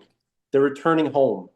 They're returning home, and that's the miracle. And we're still in it right now. And the orbs, I want to see those orbs too. Okay, and I fully agree with you about that. And there's so much more to say about it. Frank, but I'll tell you this. We'll do a whole other show. I got a number. I got one more number. What? This is the main number. So we spin the dreidel, right? So the dreidel has 4 letters. Concept of 4. Yeah, it has Nun, Gimel, Shin, and Hey, right? Which stands for Nes, Hagadol, Shem over there, happened over there. Haya Sham. Haya Sham over there. But as you know, every Hebrew letter, and I hope we do a show about this, every Hebrew letter is more of a number than it is a letter. And the Right. number is 358, and that's the number of Mashiach. That is also the Right. numerical value of the word Mashiach itself. That's So right. it's the light of Mashiach, it's Mashiach himself, and it's the enemy celebrating their own demise. Frank, you know how I know what you're saying is true, that we've won in the That's some Arab. fierce MK Ultra mind control Re- to get, and that's what they've copied too. They've copied it. That's their artificial intelligence, is it is to get Jews who are, you know, where did I put that? I didn't get to read that. Wait a minute. Roseanne, may I say one small 60-second thing? Is it okay? Yeah. A couple of years ago, there was a writer for the New York Times. She penned an article, something to the effect of, you know, people like us. She's Jewish, and she said people like us should not actually celebrate Hanukkah. And I said, at least she's honest, and that's how I know what Frank is saying is true. These people know they've lost. You know, we shouldn't be singing the Hanukkah song. We shouldn't be following Adam Sandler. We shouldn't be doing all this cute stuff, because it's not cute. That's why it's Because anti-Arab. it's to no, exist. it's anti all liberal values, and it's anti, it's anti-Hellenism. It's It's anti anti-Gnosticism. It's Gnosticism. anti-Gnosticism, Well, which she is didn't say exactly that, what a obviously. Jew is. A Jew, if hey, Isn't that just another word for Jesuit? you created your own definition of a Jew in your book. Here's my definition of a Jew: Gnostic demon slayer. That's what a Jew is. Who slays the Gnostic demons. That's what a Jew is. That's right. There you have it. It was in a called nutshell. The Hypocrisy of Hanukkah. It was an opinion piece by Michael David Lucas. Is he a she? No, it's a gentleman, 2018. And then there's another article saying goodbye to Hanukkah. I think this is the one. Sarah Prager. This is the one I was thinking of. December 4th, 2020. That's the We one. should say a prayer for Dennis Prager. Yeah. Dennis I don't know. Prager is not well. Let's Speaking of just Prager, ask yeah. everybody to say prayer for his refuah shalema for Dennis. Is he okay? He's not doing so good. I don't think he's breathing on his own. So he's in bad shape. Dennis Prager. So let's just say a prayer for him and for the hostages Amen. to be released, for all of us to be released, but especially them. Amen. I love Trump because he goes, you better have released them hostages by January 20th. And then he had the balls to go, yeah, Bibi betrayed America. How much did I love hearing that? But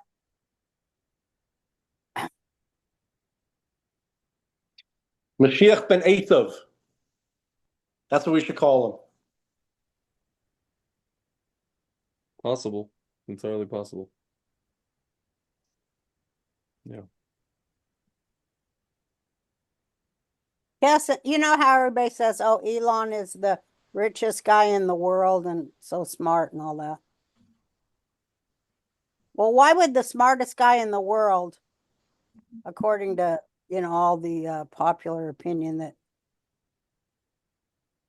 all the people manufactured or whatever, compiled. Well, he's hanging out in deference to the real smartest man in the world, which is Trump. And in that, I mean, I know this, that in that smartest guy on earth, smartest guy in every room, because Rabbi Kessin told me that he had a friend in the press there at a presser Trump was at, and he asked the guy to ask Trump, why do you think God spared your life that day in Butler? And Trump said, I want you to ask that question again, but louder. So the guy said, why? You have said that you believe God spared your life. And I would like to ask you, as a Jew, our question is, why do you think God did spare your life? For what reason? What purpose? Which Trump said, he answered, so that I can be part of bringing world peace. Just matter of fact, like that. And so Rabbi Kessin said, see, he knows what he can do. He knows what's expected of him. He knows what his role is. He knows what God wants him to do. And he's putting together the best team to get her done, as they say. Yeah. And that's Next time, I'd ask him, do you know why God spared your life twice? He probably won't remember the first time. The first time was when my brother saved his life. Because a lot of people in Trump's age group didn't make it past COVID, right? right. And he got my brother's letter. He started his protocol right away. That's a fact. Yeah. That's exactly right. The truth is, Trump, the more and Rabbi Kessin said this, the more he helps Jewish people observe God's commandments, the more helpful he is in facilitating that the Jewish people are able to do their religious obligations, the more blessing he will receive by God. That's the formula. That's what Rabbi Kessin said. And yeah. Well, I think that it's like this, kind of like, well, Jews like us, well, we're always the boat rockers because we do have that, we're kind of autistic and all. I mean, it is kind of autistic to say for, what is it, 3,000 years or something. If I forget the Jerusalem, if I forget you, may my right hand forget what it's supposed to do. Jerusalem, I mean, we've said that in every prayer forever. That's kind of autistic. But then that started to get put into action by the people. And it's so Moses-like, It's just like it's been happening and coming for so very long. And now that we're there and have done all these amazing things, of course, being the country that really rocks the boat of that system of Babylon that pays for everything, owns everything. That feudalist pharaonic feudalism in control, of the left, because they're all about vertical rule. And we're always the boat rockers that come in there. I mean, they're for horizontal rule. A king, a pharaoh, a queen, a bank. Nobles and nobles. sub-nobles and sub-nobles and so but on. We're in the Middle East. There's one republic. They don't like republics. And, the United States is a republic. And, republics, they don't favor bowing down to invaders' gods. They just don't. So, you got to figure out what that means. And if you're on the side of the imperialist invader, calling yourself a Philistine, man, you're every kind of effed up that there could be. And I pray that the light of Hanukkah will unscrew your mind and you would wonder why you are on the side of the genocidal enemy of your people. I mean, yeah, that ain't going to help you in your life. I want to make another quick prayer that Turkey wises up in time for them not to get Zachary 14'd. That's all I want to say. Yeah. But a lot of people in power in Turkey, you know what? Let's just call it out. We'll probably get in trouble, but you think to my tweet that got me fired. That's what it is. It's all that. the reference to the Planet of the Apes was about the Iranian Revolutionary Guard, which that's, you know, what and you know where. And check it out. And, you know, it's the left, the Obamas and the Obamaites, Obamaists. And boy, their bubble got burst real big with this election, didn't it? Yeah. But before that, I was saying, boy, Israel really burst the Arab Rav bubble when they demanded that the judicial system be taken out of the hands of a few elitists and given back to the people. And all them LGBTQ squared plus Went CIA, nuts. They went crazy. they got them to go to the streets because they're ops. They get paid. Yeah. None of them have any decent jobs, but going out and being outraged for the Obama party. Yeah. The judges in So- Israel are the Hellenized Ayatollahs. That's what they are. That is what they are.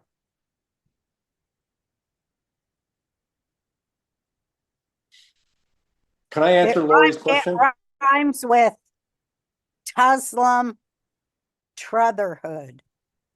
Yeah.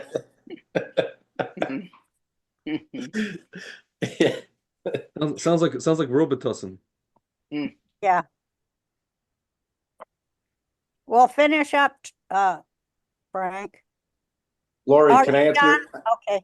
Are you I'll done? I'll answer her question real quick about the trans thing. I know she asked you, but Oh, I'm what did she ask? Let's have her come on. all right. What Yeah. did you ask again? About Who is this, Lori? Laurie.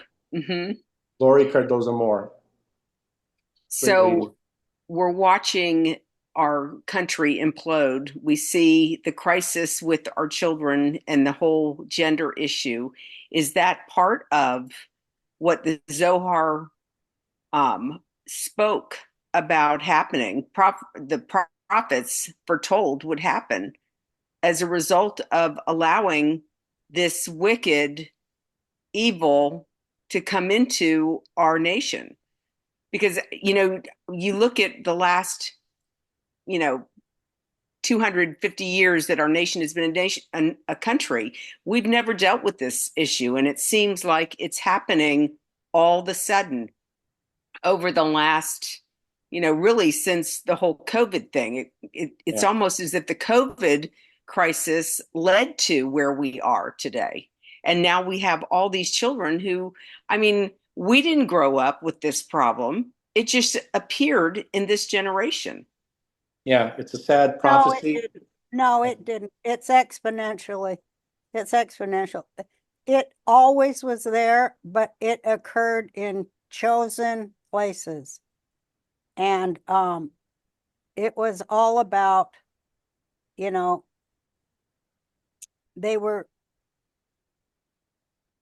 was always missing kids. Mm. It was just in chosen areas. Mm. And, they did their best to cover it up. And they had all the wiles of the local governments to do so. And they did. But it was always there. Why we see so much of it is because their web of intrigue has been pierced due to the internet and the community. Mm. That's why you're seeing it everywhere. But seeing it means it's done. Because once we see it, that means they're releasing the info because it's done. It's fixed. It's over. There might be little places where it still goes on. But as a RICO deal, that's why they took out every tunnel in the world. They defeated it. And the world, that information's going to come out. And I think they're preparing people for it by letting a little bit of it leak. And they've been leaking it for a really long time. I've been active there for 30 years. They let little pieces of it leak because the FBI covers it up. You go back to the McMartin preschool case, go back to the Boys Town, read about Boys Town and how Republicans owned all the government and they was the ones trafficking the kids from Boys Town. Wow. Read about it. They owned the whole damn government, went to the White House for parties. Check it out. It's exactly the same as it's always been. But now, you know, people are like, hey, wait a minute. They're putting porn in the kindergarten, talking about you got a choice to, you know, they're grooming kids in the public school for anal rape and castration. Because, you know, the little boys' penis skin, the ones they don't use when they turn them into a girl, the penis skin there. Did you ever see Sandra Bullock on Ellen show talking about the penis skin of a Middle Eastern boy and how it helped her skin look young? That's on it. God. That's on YouTube. Check that out. They're laughing about it. Oh, Ellen's like, and what do you put on your face? And she goes, a certain chemical, Sandra Bullock. And then Ellen goes, and what's it made of? Because, of course, they both know. She goes at the end, it's foreskins. Everybody laughs. Oh, Ellen, you're... Everybody laughs. Nobody looks into it. People just accept it. We've been spoon-fed it for a long time. Hey, if a flasher wants to come in the bathroom with your daughter, you're a bigot if you say no. Hello. Okie doke.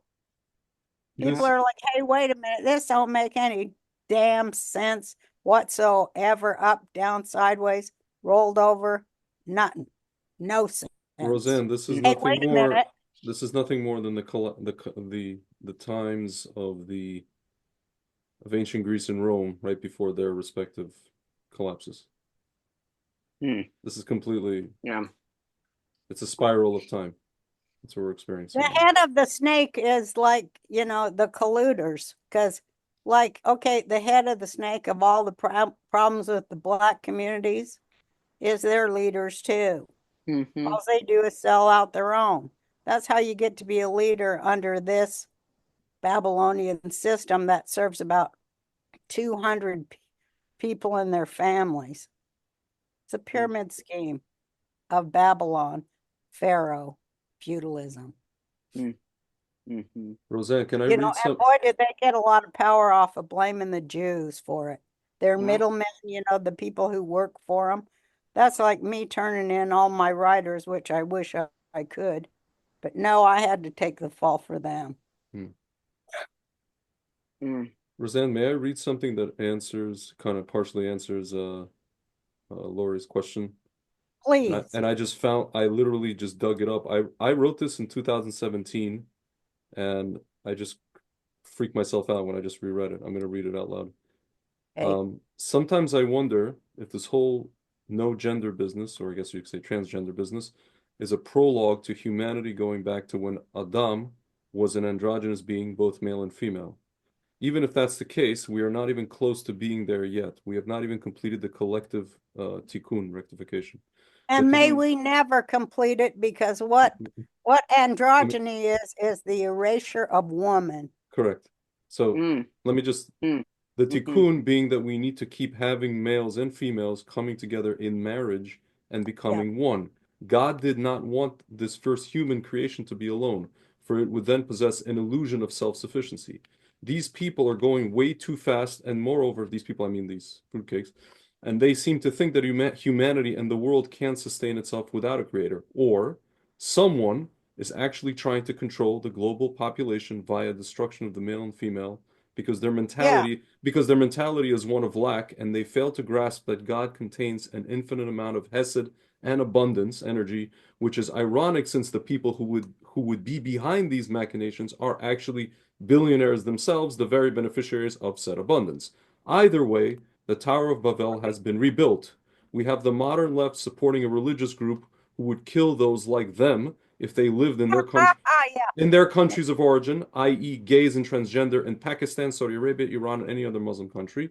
The Western world doesn't know what to do with itself anymore. It has pretzeled itself up in its own conflicting ideologies and values. Looking for consistency and logic, you won't find it here. You mean Don't it has none? No, yeah. Don't get me wrong. I know that life is nuanced and that there are many gray areas, but if a society has no moral compass, which stems from some derivative of the Torah or one of the Dharmic, let's say, philosophies, then it is bound to collapse and a vacuum will be created. And that vacuum can be filled by anything. For example, A caliphate? the fastest growing religion in the world. If not that, then anarchy, tohu wabohu, as it were, chaos and desolation. I wrote this in 2017. Wow. That's great. Wow. Yeah. You were seeing the future. I don't know. It's just looking into the No, Torah, I guess. Zohar is a time machine, and you do sometimes lock into the future. There was some other lady in here. Charlene, does she want to ask something? Where's Lowell? Is he lighting candles tonight?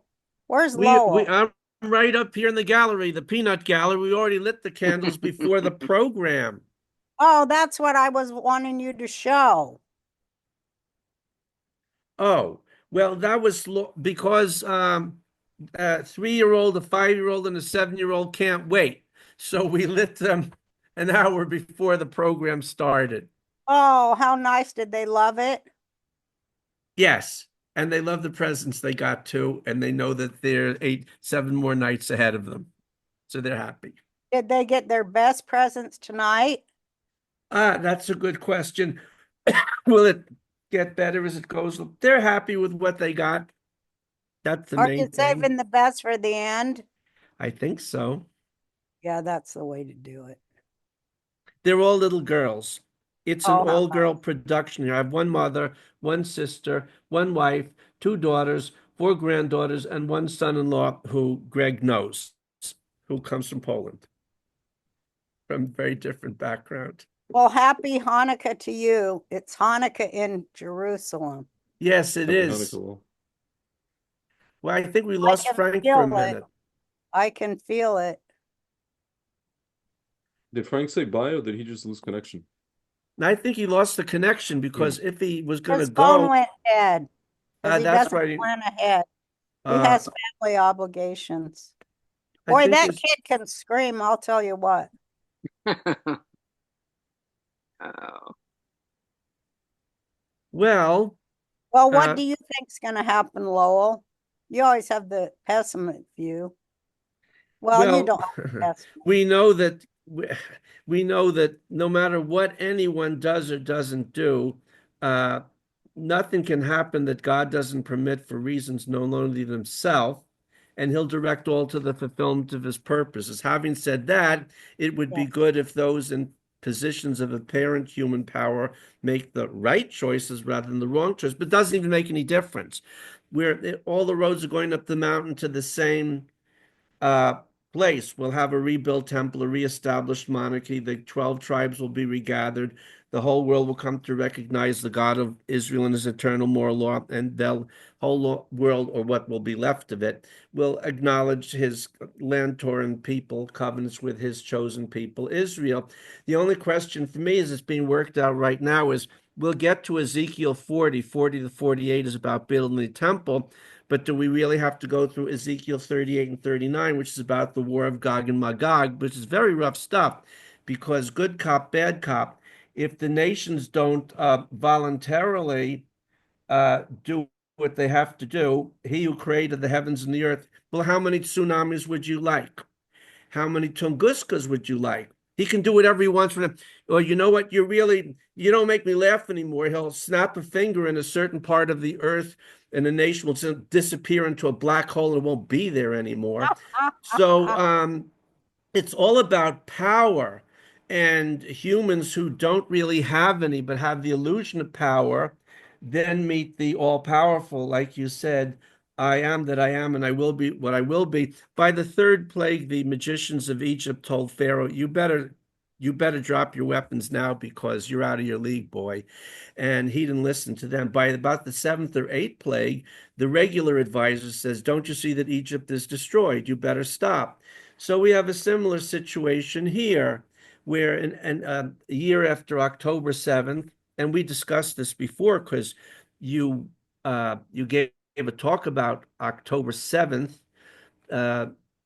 this year on the 7th, as well as Yom Kippur. And last year at Hanukkah, after it happened, is we're looking at 3,300-year genocide holocaust of God's chosen people, Israel, since it started in Egypt. And it was all it's like, okay, let's play it again, Sam, in one day, in 7 hours. And the whole world can see. You get a last chance to repent, come over to our side, not. And we saw that, like you were giving statistics like those who are with us and those who aren't. Those questions are being answered right now. There are a few like Douglas Murray and others who would really stand with us. They exist, and then they're the ones who went over to the other side. And those choices have been made now. Now you have the Pope, was it today? It gets worse and worse, saying the Israelis are machine gunning children in Gaza. Well, in 325 CE, you have the You Council know of... where that all comes from? It Where? comes from Candace Owens' most cited source, Haaretz, which we all know is a rat bastard newspaper We owned by know. German Arab Rav, anti-Israel, like George Soros, who loves them. And she always cites them. You know, Candace is, they're calling it the woke right. Mm-hmm. Yep. Yeah, She's working for the caliphators. the woke right is the American, in parentheses, not so closet national socialist, bluntly, and they're slowly introduce all the documentation and films and everything they have was already produced by the Reich Ministry for Propaganda very Absolutely, it's a effectively, total and replay. they have to Mm-hmm. introduce it slowly. Yeah, but they've been doing it for a really long time. Well, they've been very well. Remember Willis Carter on the Institute of Historical Review back in the 1970s, and Yeah, then Earl Butz. in league with Margaret Sanger and all of them, the Mm-hmm. eugenicists. So Mm-hmm.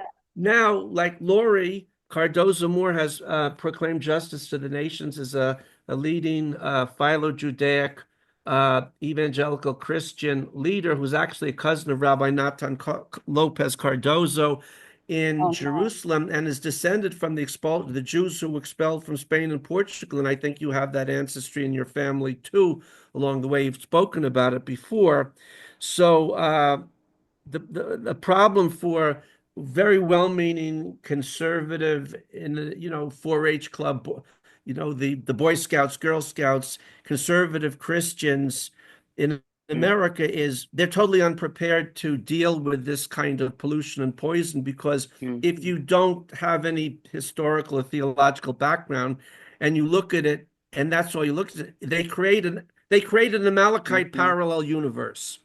Yes, Which, they did. in order to seem real, has to have some elements of reality in it. And on that scaffolding, the Satan, the Sitra Achra, and the serpent build a fantasy world. But if you're in it, it's like the Matrix. Yeah, that really sounds right. And they're clever. They're clever. So, like when Tucker Carlson, whose real family name, his mother's side is McNeil, Irish or from the tribe of Dan, I told him that. interviews Professor Alexander Dugin from Russia and says he's Russia's greatest living philosopher. Okay, reality check. He is Russian. He is a philosopher. And he's not the greatest. That's not how Russians, but he's no dummy either. Okay, but what he doesn't tell you, and it's inconceivable that with his staff, they don't know, what does Alexander Dugin say about himself? Even on the wiki page, it hasn't edited out. He says he's anti-Hitler. Well, but he's an admirer of Gregor Strasser. And who is Gregor Strasser? He was one of the founders of the Nazi Party. He and Hitler had a falling out, and Hitler had him killed off in the Night of Long Knives, 1934. And what did Gregor Strasser do? As Steve Rodan talked about in our the Zionist Nazi Connection seminars, the Nazis were doing pretty good in 1928, and then they started not getting the votes they wanted. So I had a discussion, how will we get the German public to like us? Let's have a pogrom against the Jews. This happened at Rosh Hashanah in 1930 under the Weimar government. There was no protection of the police. Sound familiar? Yeah, it does. And that wasn't just like in 1923, they had one with poor Polish Jewish immigrants. This was the rich people in nice neighborhoods. There was rapes, there was murders with little mini Kristallnacht, and the German public loved it, and there was a surge in support for the National Socialists. So he said, yeah, that's a good way. Let's have a pogrom, because basically scratch the surface, thanks to centuries of anti-Jewish teachings, whether from the Roman Catholic Church or Martin Luther. It doesn't take much to get him going. So he says, the greatest Russian philosopher. Well, what's the subliminal text in there? He's an admirer of Gregor Strasser. In other words, I am a Russian National Socialist who believes Slavs and Germans shouldn't fight together, fight with each other. And then he writes articles in praise of who? Miguel Serrano. Say, well, who is he? Well, he was a Chilean diplomat who was the ambassador to Austria, who is the father of, in own terms, esoteric Hitlerism. And he writes these essays. One, I'm going to read verbatim because people don't believe that, they don't hear it, on the Jews as God's anti-race, the Gegenrasse. This is a very important point.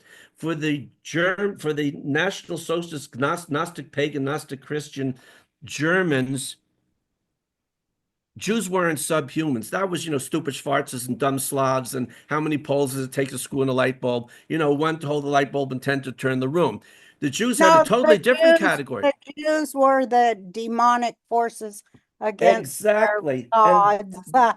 Right, and that's why in this book, Mein Kampf, that's my sister's copy from college. I like when the demonologists call the Jews demons. Of course they do. I love when Nazis call the Jews Nazis. That means they love the Jews, I guess. Well, let's look at it here, right? Yeah. Hitler says in one sentence what it's all about. This is in translation. I really need to see the original. He says, the mightiest, this is Adolf Hitler, the Führer, speaking. The mightiest counterpart to the Aryan is represented by the Jew, equals MC square. Let's translate that. The mightiest counterpart to the Amalekite is represented by the Israelite. There cannot be two chosen people. It's matter and antimatter, and they're related. Because Amalek there can only be one true religion, too. And of the three Abrahamic religions, Judaism is the only one who doesn't say convert or die. That's true. So Miguel Serrano has a whole essay on the Jews as the anti-race. And so Alfred Rosenberg writes his Myth of the 20th Century, says all races, in their minds, there are races. The Torah has no concept of race, has a concept of the families of man. Every race has a racial soul and a place in the world run by the master race, except for one group which has no soul. It's the Jew. The Jew is like a locust, not even a real person. They have to be exterminated totally. And they are of course, because everything we represent is threatening to them. And therefore, they must exterminate the God. They can't. Yeah, but you know why? What? You know why? I'm listening. Because wherever you have a Jewish community on earth, a certain segment of that are complete, maybe they don't know, the people might not know, but the leaders know, are trafficking in sin to enrich themselves. And they do prey on their neighbors. They don't want it to be known. They don't want to do it to their own, although they do. But because they pay these guys to come in and do it. But they prey on those guys, which is not kosher at all. But then what's horrible is when the Jewish community is confronted by those guys, all the Jews rally around the worst element, the Erev Rav, and protect them, like they're doing now with previously mentioned people. Do you want to say something, Roseanne, about, you've spoken about this before, about Moses, the Erev Rav, and God said, you can't reform them, don't take them out. And he was like, a bleeding heart limousine liberals. No, we can reform them. And we've suffered. Oh, he was a prince. He was the prince of Egypt, the former prince of Egypt. And then he married a witch, Jethro's daughter. He was a Babylonian paganist, and he married his daughter. And he learned the Hermetic arts, as they used to call them, which is really mathematics, but it also became a cult of Babylon, so that ain't good. But Babylon meaning that people sacrifice their own children to make the sun come up so they could worship it, not knowing the SOB is going to come up whether you do that or not. They actually thought they had cause and effect backwards, like Fauci. They were a lot of Hellenists too. But anyway, and they still are, with their Israel's occupying Jordanian land. That's what it really comes down to. That Hashemite king, I pray to God that because he is a Hashemite. And so, they're not beyond my reach, as you know, because there's some prayer, intersectionality there in the prayers. So he's going to pick up on mine one way or the other as it goes for real intelligence versus artificial intelligence. And I'm going to ask God to increase his light so that he allows the Jewish people to do what they are meant to do, which is to serve the needs of humanity. Well, having said that, Roseanne, you asked me what I think. I think Dr. Zelenko said it much better than I could. And let me just get his book out here, which is How to Decapitate. He said it better than all of us. He said it's in the book, we, the people, will win. The only question is, what will the body count be? And that's being answered by the minute all over the world now. And unfortunately, the body count from the Holocaust of injections alone, leaving out all the other stuff, is very substantial. Well, that's the Erev Rav again. And of course, who was their number one target? But the Israelis. Right. That's how they got that fascism through, because the Erev Rav only care about destroying Jews. Well, they've been doing a very good job.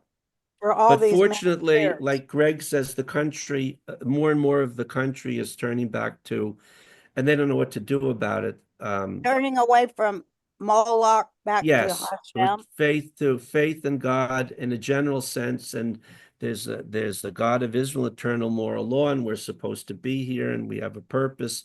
And what drives me crazy is they go to the Jesuit universities to learn how to think and reason, which means to learn how to not think and not reason, because it's incongruent with the Jewish mind, which is an Eastern and, from Africa too. It's that synthesis. It's not so Western, and they westernize us under occupation, intellectual occupation. So they go to those universities, and of course they come out with Israel is occupying Arab land who never even came from here, because they're always on the side of the oppressor, because it's like the upside down pyramid that still makes people on the top even richer when the bubble bursts due to Marxism. Then they get even richer up there. Yeah, I'd like to add fall something upon. about that, which is what I see in 2025 is 1,700 years. Girls, I'm finishing the program here. Um, Hey, one you guys, happy Hanukkah, you girls. Roseanne says, "Happy Hanukkah, you girls." This is Achin, the 7-year-old and the 5-year-old. So 325 CE to next year is, and you mentioned the number 17 and its significance, Greg, before 1,700 years since the Roman Empire religion got established. I got to In read this on that note. Wait a minute. okay, Here's what Rob Cook says. The Christian attempt to supplant Judaism. Christian civilization effaces the specific Jewish content, replacing it with an imitation that it stretches over the nations. In other words,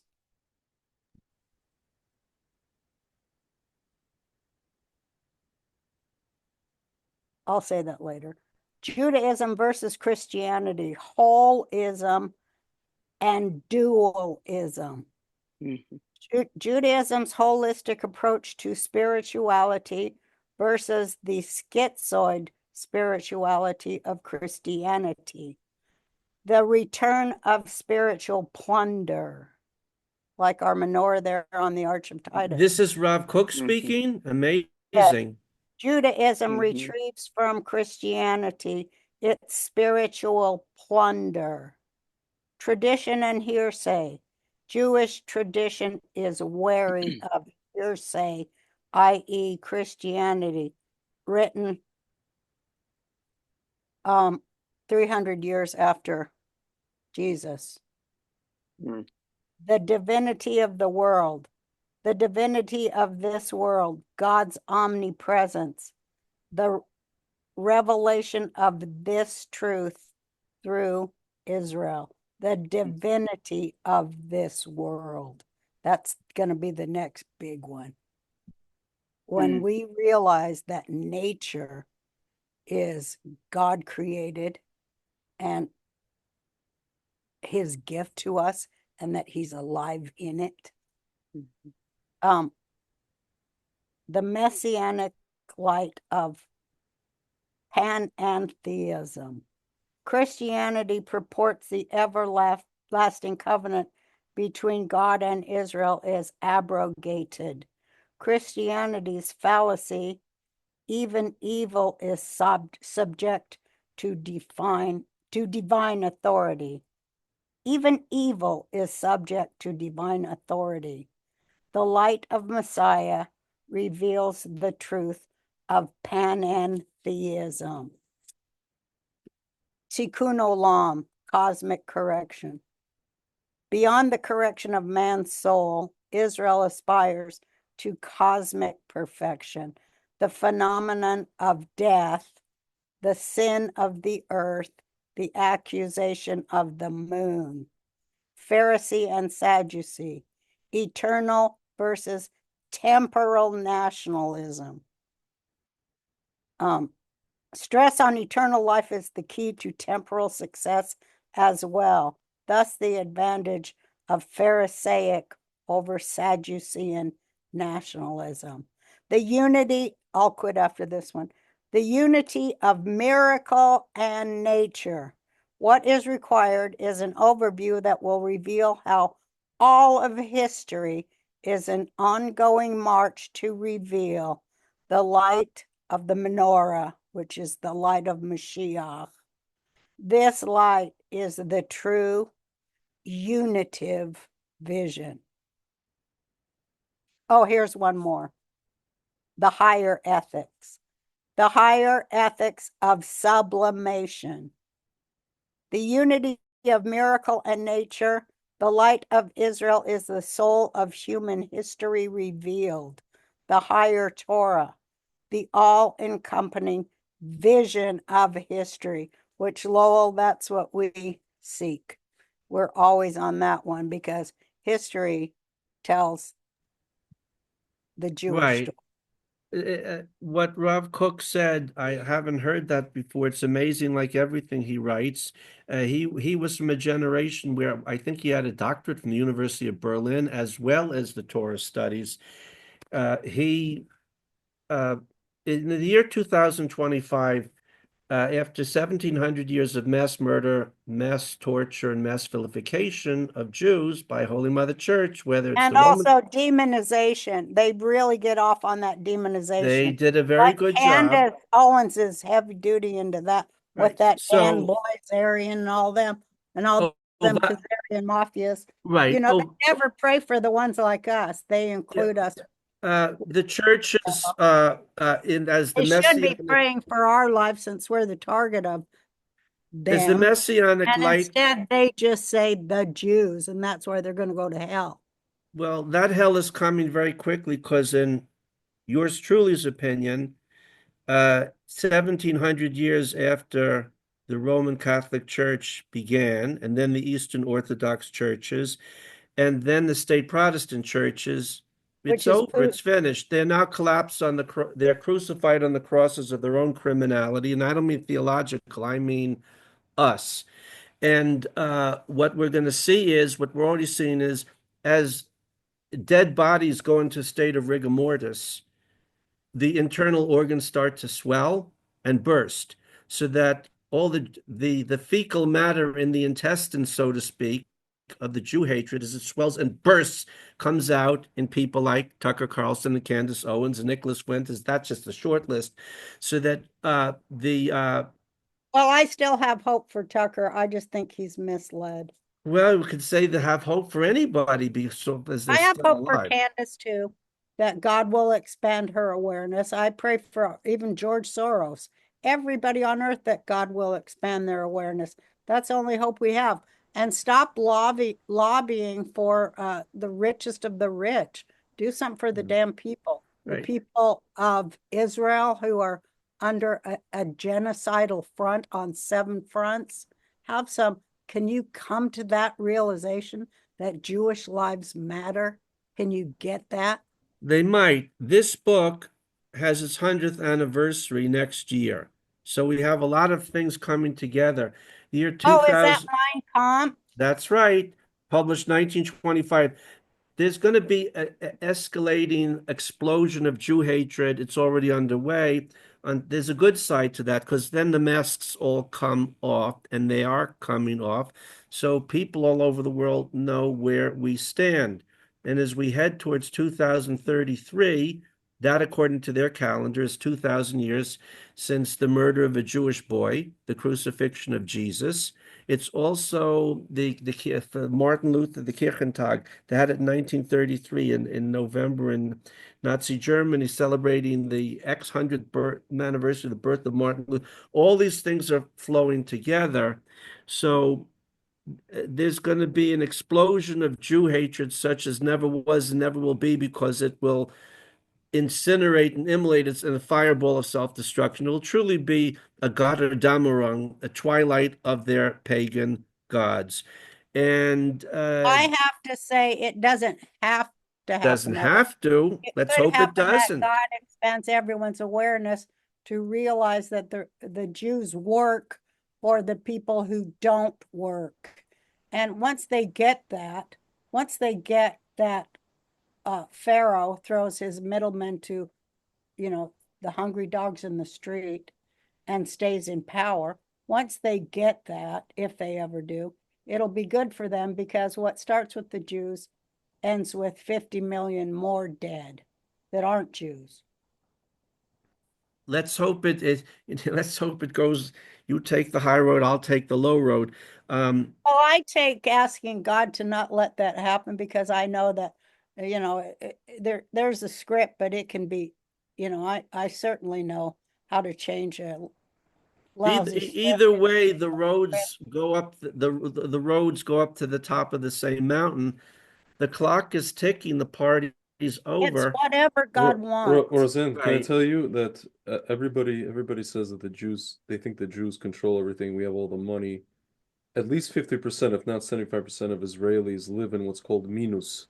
Right, overdrafted their bank accounts on average of 25,000 shekels, which equates to about $7,000 USD. right.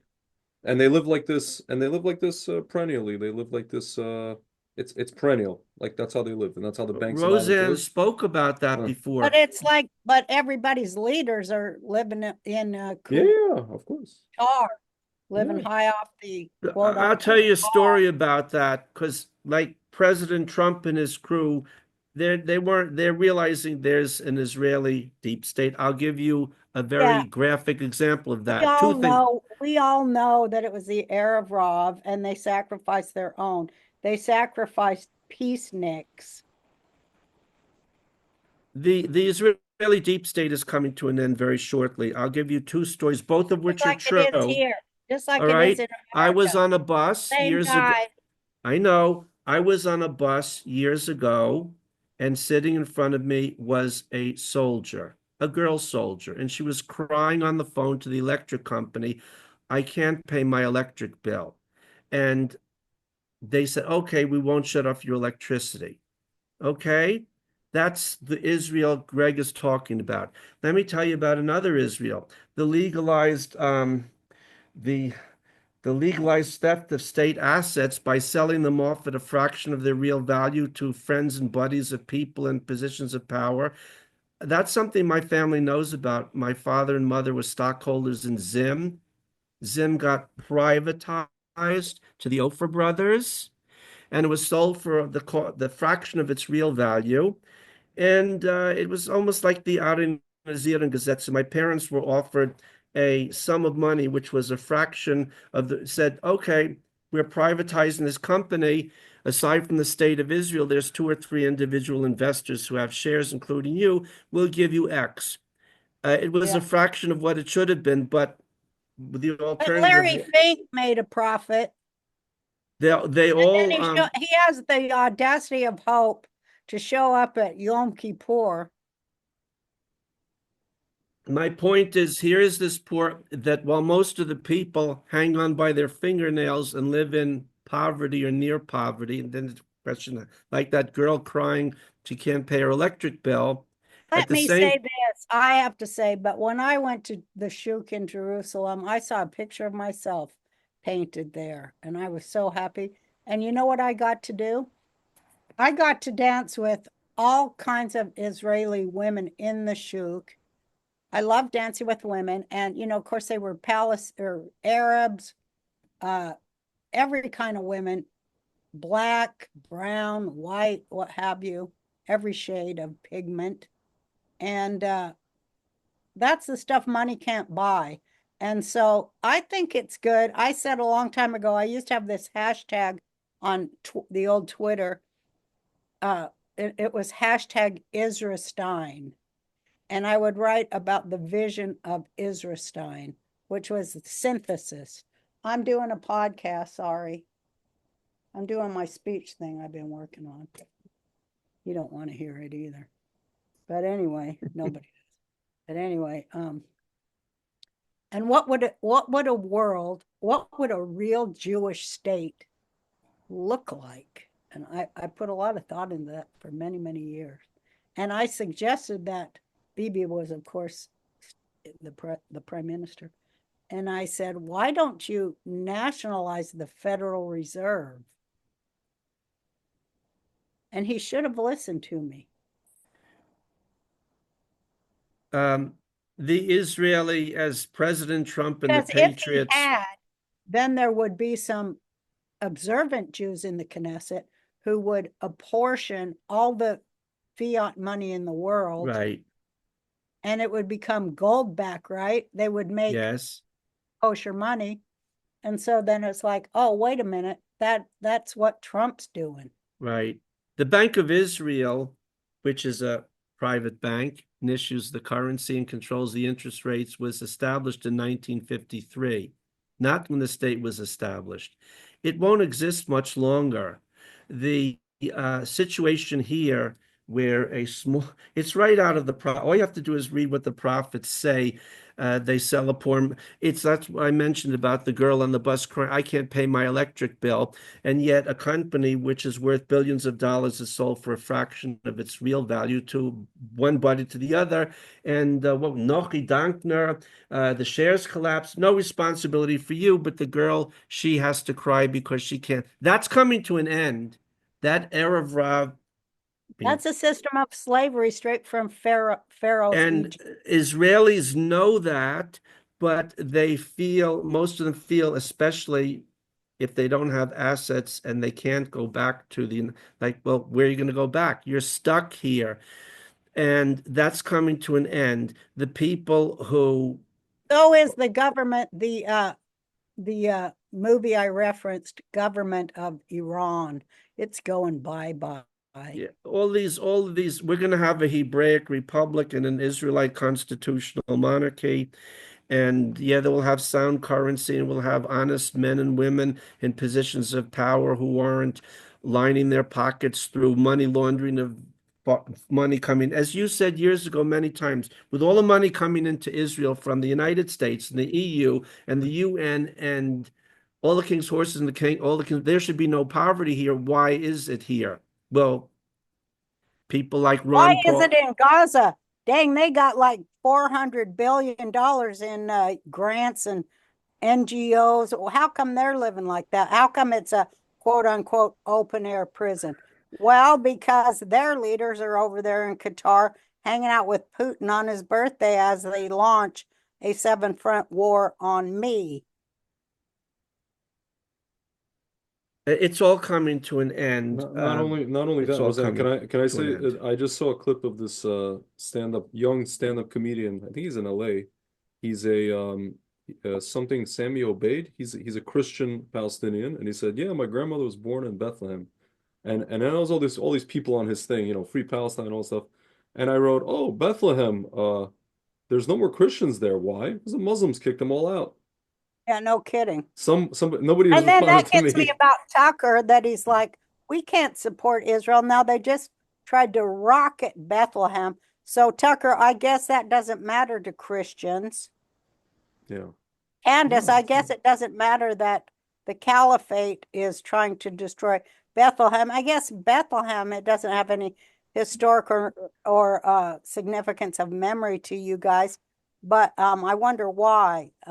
I wonder why that is. And Israel, since it was in power,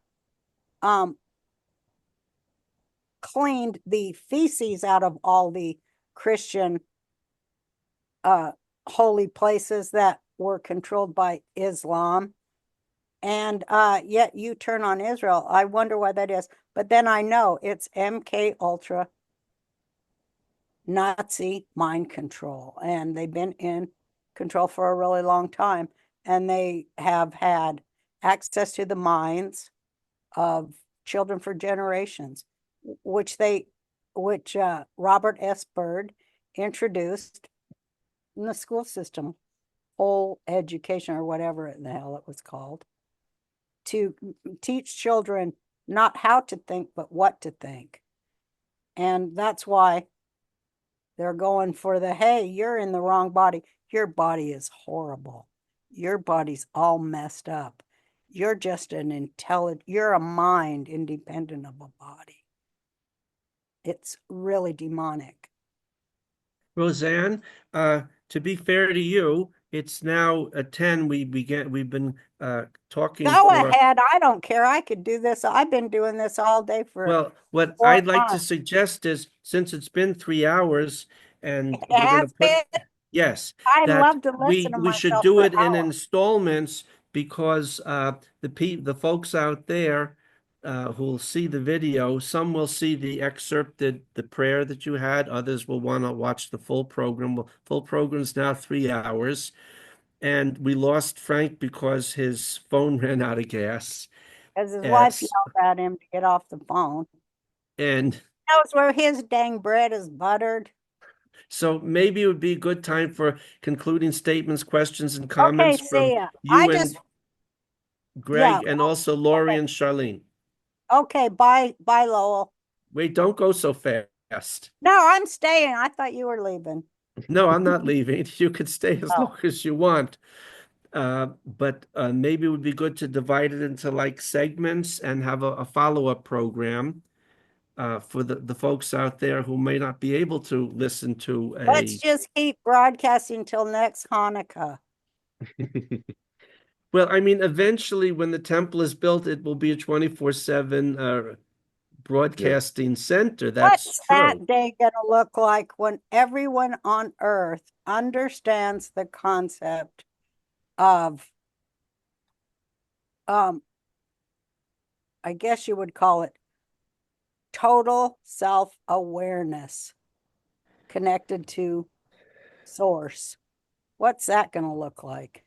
The whole I know world will one become thing. autists. The whole world Yeah, will we'll become all be Asperger's. yeah, we'll all be Asperger's. But you know what High it would look functioning like? autists. It would look like, boy, there is a constitution for children and their rights. And everything I think would be organized around that. Like they have the right to imagine, to develop the art of prayer and connection to the divine, a real Jewish state. I want to talk about that sometime. Well, happy Hanukkah, everybody. Think about those concepts higher than this world during Hanukkah when you light. Amen. So we want to thank on behalf of our viewers and listeners when this will be up on the Rumble and other channels, and we'll get to the MP4 file, me and Greg as soon as certainly tomorrow. And we wish everyone a happy Hanukkah wherever you are. And with that, we mean just leave the Jewish people the F alone. Could you get off our ass? At Can least we for at just least for do now. what God wants us to do and not what you think your God wants our God to do? Can you just leave us the hell alone? Let us do what we know we have to do. It's for your own benefit. Ignore us at your peril. We know what we're supposed to do and just get out of our way. Come gather round. What was that song? Gather round people wherever you roam and admit that the waters around you have grown and accept it that soon you'll be drenched to the bone. The old road is rapidly fading. The new one now will, I can't remember how it goes. Robert Zimmerman, Bob I Dylan. It's They great. are not Timothy Chalamet. I'm so mad that he's playing Bob Dylan. Timothy Chalamet. Well, Greg said in one of his posts that um, Robert Zimmerman, Bob Dylan, is not a singer, he's a national poet. And his bass guitarist, Harvey Brooks, lives down the street from here. Oh, And that's our cool. daughter Leela was taking, he's almost 80 now. And he lives down the street. He came only with his wife Bonnie years ago, and he was giving guitar lessons to Leela, who was a That's little bit cool. too young for it at the time, and hopefully she'll come back to that later. But he's right down the street, Harvey Brooks. And so he Wow, came. Bob Dylan and uh uh Bob Marley and a whole bunch of Bobs. We're so lucky we get to listen to them, aren't we? Uh, Great Bob concepts. Bob Marley was a Rastafarian, and I looked up once. He was very proud. What he believed Haile Selassie was from the I love Davidic Haile line, Selassie. going back to Menelik from the Queen of Sheba and King Yeah, Solomon. He had a for Jewish sure. connection too. So many of these good Absolutely. people have Jewish connections. I mean, even today, three of the greatest composers, Hans Zimmer, the from Germany, he's Jewish. That's the Gladiator, the theme of the movie Gladiator. Then there's James Horner with Titanic. We lost him, but he's Jewish. And then Howard Shore with The Lord of the Rings. He's also Jewish, Ashkenazi Jewish musical geniuses, still alive. A lot of these other guys, well, that's a whole Well, nother since the story. Jews do control everything, the weather, the show business, the media, Yes. the banks, I just will ask, and then we'll end. I'm just praying Hashem, since they are Jews and all, and then everybody will soon realize they're Jews too. But they're some of the tribes of Israel. And but for those Jewy Jews that everybody can recognize and points to infernally as the ones who cause all the problems in the world, I hope Hashem, please Hashem, can you expand their internal awareness so that they recognize that they need to return to you for the sake of you.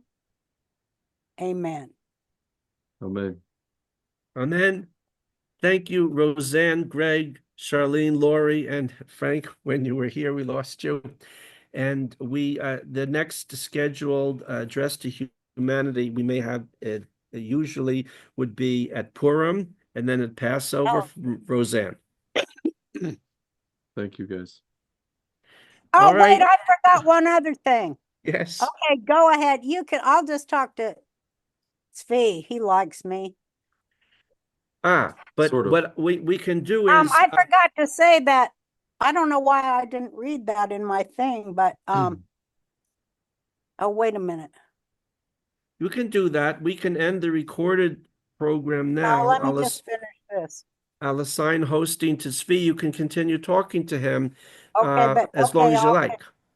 Okay, I'll continue. But I don't And know where I found or what I wrote about the bow and arrow, because that's how they killed the high Erev priest, is with the bow from the arrow, which is all about Sagittarius, which is all about the alignments in the heavens. I didn't go to any of that. I'm So I don't Sagittarius. know. Yeah, I'll continue talking to Z. so I'll have to, it's way See ya. past time to put little girls to sleep. I think they even fell asleep already. So shalom from Jerusalem. That's amazing. Shalom And from Jerusalem. Thank you for sharing Jerusalem light to the world on Hanukkah. amen. Now I've stopped my recording, but Greg is still recording. So what I'm going to do is assign hosting to Greg, and you can continue as long as you like. And he may use that version. Well, I'll have to use Let's this use it for yours, Tzvi. Let's use it for Nation of Israel. Sure. right. And Bye-bye. Whatever I'm Happy recording now is Hanukkah. going to be used. Greg, you know what? So since I have to go, I'll get your MP4 file when you're concluded, so I can post that to my Rumble channel, so we won't have the Sure. abridged version. Yep. It's now 10 o'clock here.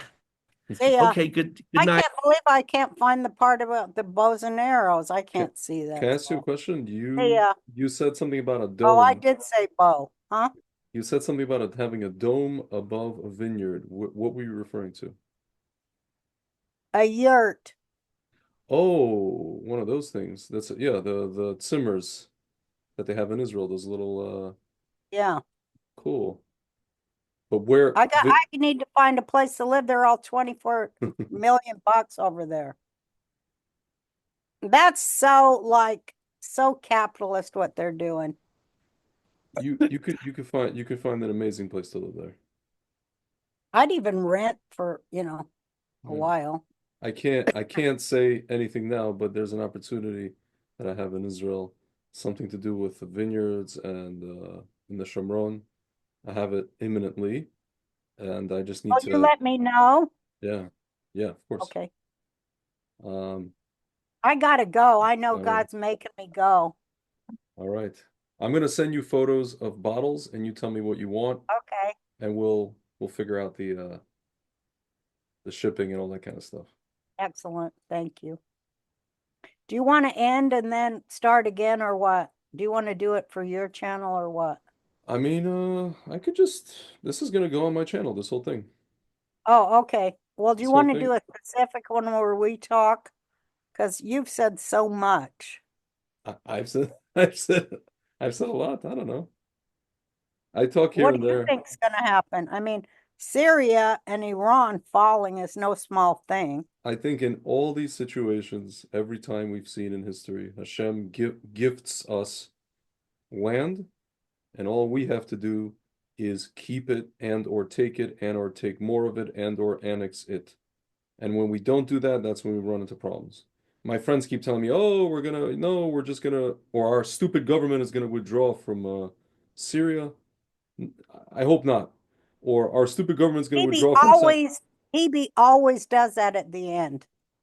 I hope Hashem just unravels whatever Bibi is gonna do. And Yeah, I think I hope Trump forces us to annex Judea and Samaria or somebody, or Huckabee or someone, because we have to, we must. I We love all them do. because they care about, at least they care about their Christian history. Yeah, for sure. Dang, maybe they are replacing the Jews. I don't know. The Jews don't care about the Jews. Christians. They're not replacing us. Frank will tell you, Frank's opinion is that some of these people are probably lost tribes, or some Yeah, of I these think people are they are too. either that or Noahides, but either way, they're not replacing us. They're just trying to get us to do what we're supposed to do. It's a good part of Asaph, who's just I telling think us, it's a listen, good part of Esau too, but yeah, they got so many eugenicist genociders on their side. They got to kick them to the yeah, curb too. That's why I say I hope Candace will change, because she's on the side of the genocidal folk. That yeah. ain't good. I think it's her husband. Rabbi Tovia Singer said it's her Yeah, I husband know, I saw who that. sucked her into some schism of the Catholic Church, of the English side of, whatever the stuff you talk about, all this Templars thing, and it's Yeah. just a mess.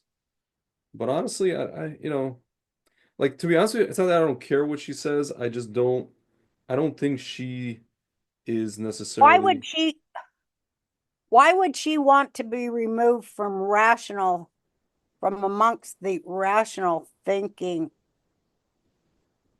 people? It could, well, first of all, she even said it herself. She used to be a liberal in college, and she was turned very quickly, meaning she was, Well, she's reading Haaretz for her facts, which is the ultimate in liberal opinion, yeah, which is pro-caliphate, for God's sake. yeah. Why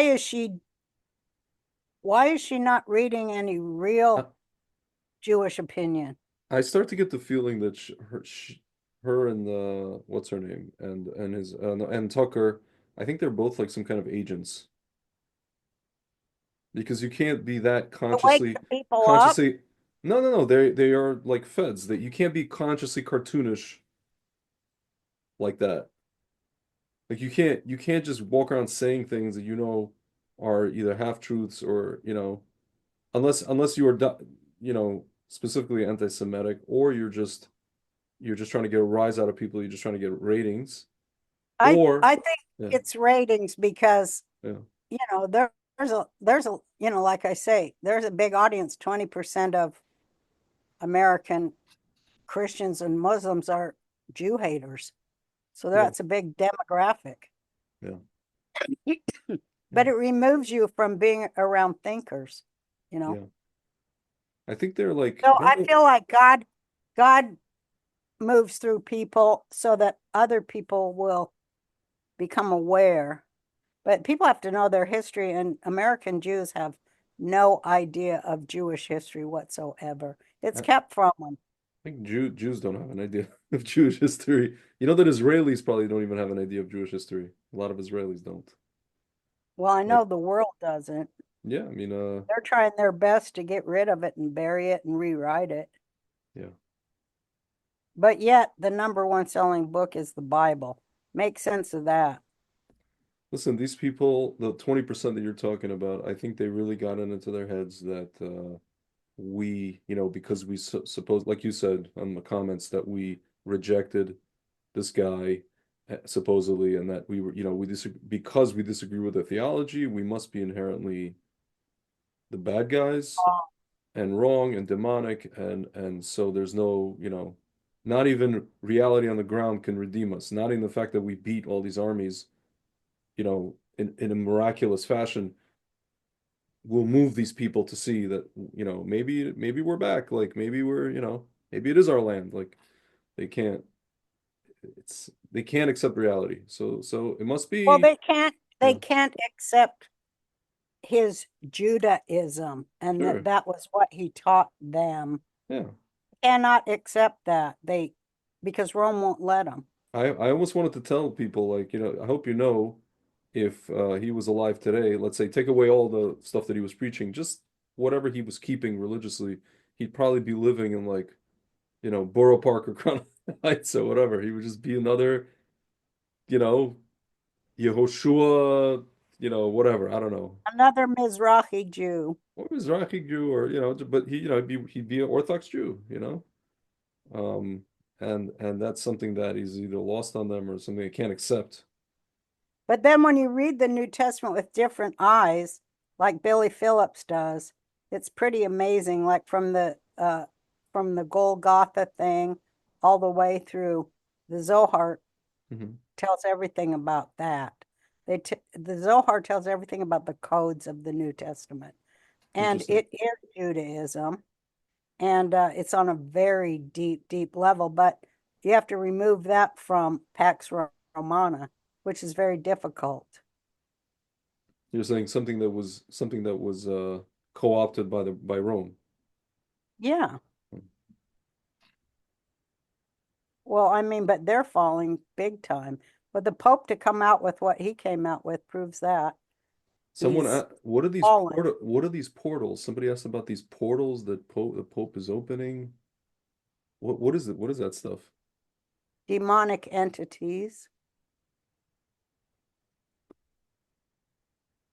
That's what that kind of Kabbalist is into. You can use Kabbalah for dark to a certain extent. Yeah. But of course the light destroys the dark. So they really are just kids smearing their feces on the wall, basically. Because the burning bush Kabbalah, Yeah. Kabbalah means to receive.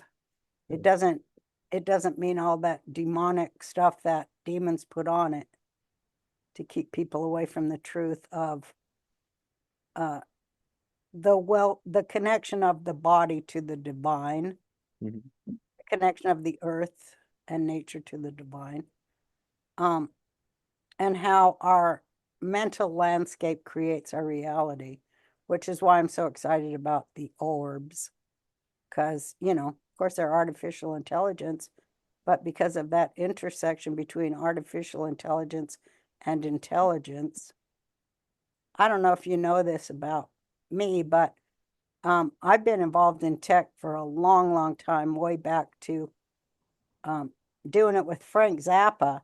And I knew then, that was in the 90s, that you had to code into social media some ethical and moral concepts, and television, ethical and moral concepts of Torah. And so I know that all artificial intelligence creates it because I put it there. And so did a lot of other people. So it's part of it, and it Can always wins. can I ask you a It question? always wins. When you revived your show, the Roseanne, the modern incarnation, Mhm. and this is not like a knock on you, it's more like I'm curious actually. And you had that kid, you put in a character, the kid is, boy dressing like a girl. Was that just, so based on what you just said, was that just simply you trying to just bridge gaps inside of families, or is it something else? Or some No, that plus something else? what it was is I wanted the black daughter-in-law and the black granddaughter and DJ to be living in the house because I always like to talk about class and race. But Sarah Gilbert insisted that she said that was today's world where, gender fluid, blah, blah, and trans, blah, blah. So I said, I'll tackle that subject, but it has to come from my experience. And I really was excited about tackling that subject because as you know, or you maybe don't know, I had experience with transgender identity when I was a kid. Hmm, So I told her, no, I really want to get into that one. interesting. And but I wanted to veer from the party line because I knew what it was. Yeah. And so that's why I did it because I really was gonna if I got a second season, which I worked so hard for and did get, I was really gonna raise questions about that. And I laid the seeds there in the conversation with the boy, and I said, "Do you want to be a girl?" And he said, "No." And I said, "Well, then what is it with the dresses?" And he said, "Well, I don't want to be like everybody else. I want to Mm, be a boat rocker. I want to destroy assumptions." mm. And I liked that about him. You And you wrote that in, or that was yeah, I like, wrote that. okay. Yeah.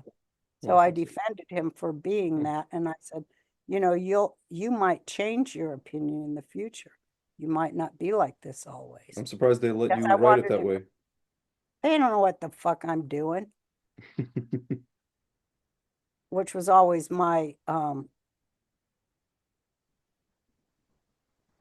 mojo. Yeah. But yeah, so I laid the ground seeds for that, and so that would be a discussion we would continue into the second season. Well, they didn't want that, of course. I think that's part of why they didn't want me there. And because I do have a definite opinion on that, because I lived it. Yeah. And like I say, thank God they wasn't teaching that in the public school at the time, because I would be sterile right now with one arm with no skin on it and a Coke can like penis or appendage hanging between my legs and no kids. So thank God that God didn't forbid. happen. Yeah. The lady who played your sister, what did she think about, all the script and all the way that what you were trying to do? I forget her name. She's autistic, Lori Metcalf. Yeah. She's autistic, and her only focus was to make her part funny and to make it work with what was given. She Hmm. never suggested a line change Hmm. or any kind of content shift or nothing. Yeah. She's a trained actor, and she worked with what she had and made it great. And there's nobody better. And you're She saying didn't she care. she was okay with like you personally and your characters, political leanings, all that kind of stuff. Like she was just like totally, like she was gonna bring her stuff and you were gonna bring your stuff, and that's what it was gonna be. Yeah, I never felt like Lori cared about my being a Trump supporter. She might have in secret, but Hmm. she liked the idea that we were going to portray both sides. Yeah. She's a fair-minded person, but Hmm. she wanted to keep working. Yeah. And that was the matrix she had to work in. Because And I saw, like, from the beginning, we used to have talks about acting and how, I won't say who, but we'd kind of make fun of some actors because we called it make the face. They'd make the acting face to make a shitty line work. yeah.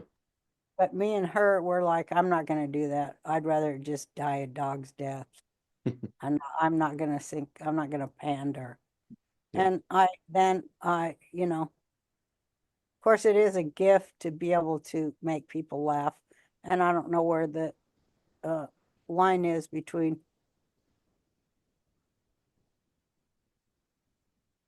making something unfunny funny, but she could always find the funny. So I don't really know. But she got bigger and bigger and bigger, which, I mean, I've known people like that, so I can't say it's inauthentic to working class people, but uh, I don't know. It's her creation, so I don't know. I was very hurt that she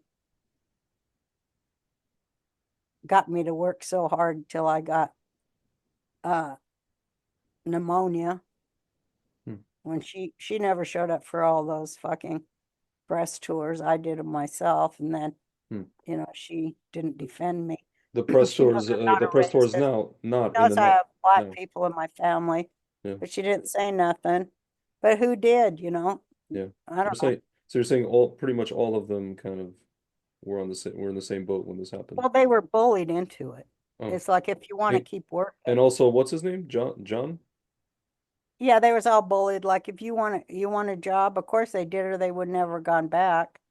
So they were bullied into it. I was so happy yesterday that Trump's new FCC chairman fired off a poison pen letter to Bob Iger. It's brilliant if you can find it and read it. And I was like, cha-ching, I'm calling a lawyer now that it's been laid out. And, every violation he made to my personal civil rights while protecting other people who did far worse because he was an operative of the Democrat machine that wanted to get Trump, a RICO thing. I mean, I'm like, man, I'm lining up lawyers because I have never given up on the idea of suing Disney for what they allowed to happen to me and set up to happen to me, simply because I showed both sides of America instead of just eating shit like Whoopi Goldberg does. But you know what's surprising to me? That they wanted to keep that show running without you, and it's almost as if these actors didn't, I'm sure they knew that, like, without you, without the main character, the thing is a hollow shell. It's nothing. They don't give a shit. Cha-ching. You want to get paid. And also, you already spent all your money on dope. were you concerned that, like, when you went into this thing, that you, knowing what you know about Disney, all this stuff, and that it's ABC and Disney, but you were just like, I'm gonna go ahead anyway and try to, like, collapse these people from within? Be honest? You want me to be real honest? Huh? No. Lie to me. Please lie to me. Tell me sweet little lies. I knew I was going into the lion's den. I knew I was going to the heart of the beast. I knew I was Daniel. I'm a Torah student. I saw where the weak link was, and I knew I could kick it open. And I just waited for the timing. Like I said, I'm all about the timing. And I waited for the timing. I waited for when they lined up their rooks. And then I dropped a fucking bomb on them. And the bomb that I dropped on them, after I realized the nefarious thing they had done and had worked on doing, the bomb I dropped on the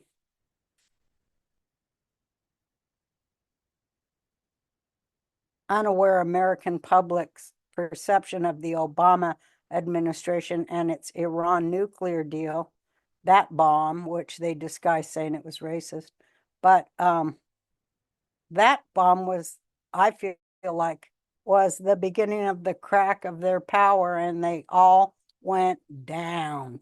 And yeah, that's what I wanted to do. Of course I did. I wanted to go on their network and show the real American people who, despite their political differences, still loved each other, because I knew what they were going for. I knew it was going to be BLM and Antifa. I knew it was the fucking commie playbook, and that ABC worked for China. I knew it. We all knew it. So yeah, I was going there and showing, hey, the American people love each other. They're mixed. They're everything. And when they set it up to call all Trump supporters racist, which is what they used me to do for the midterms, I dropped a bigger bomb, which was like, take a look at this Iranian lobbyist for the Muslim Brotherhood that's Obama's brain. Take a look at that, America. And look who's involved. Wow. News networks. Wow. News networks, all newspapers, all opinion. Dang. It's like they are getting ready to throw a coup against the Constitutional Republic of the United States of America by overthrowing the 2020 election and by having Iran in its audacity of hope attack Israeli civilians in the near future, especially probably on October 7th, which was the same date when the king arrested the Templars 1700 years ago. Okay, I'll do it. God told me to do it, and I said, okay. I didn't want to do it, but he told me to do it, so I did it. What else are you going to do? I'm a Jew. I do what God tells me to do. I write what God tells me to write or gives to me to write. And, you know, I believe that we've been refined as a people and a nation, and now we're ready for the payoff, which is creating solutions of water, farming, technology, non-Erev Rav medicine, such as Dr. Zelenko, a renaissance in the world, because that's why we're here. And that's why I did it. Yeah. It's Orot. Mm-hmm. It's the blinding light of God, which is love, right? Yeah. It's love. It's not,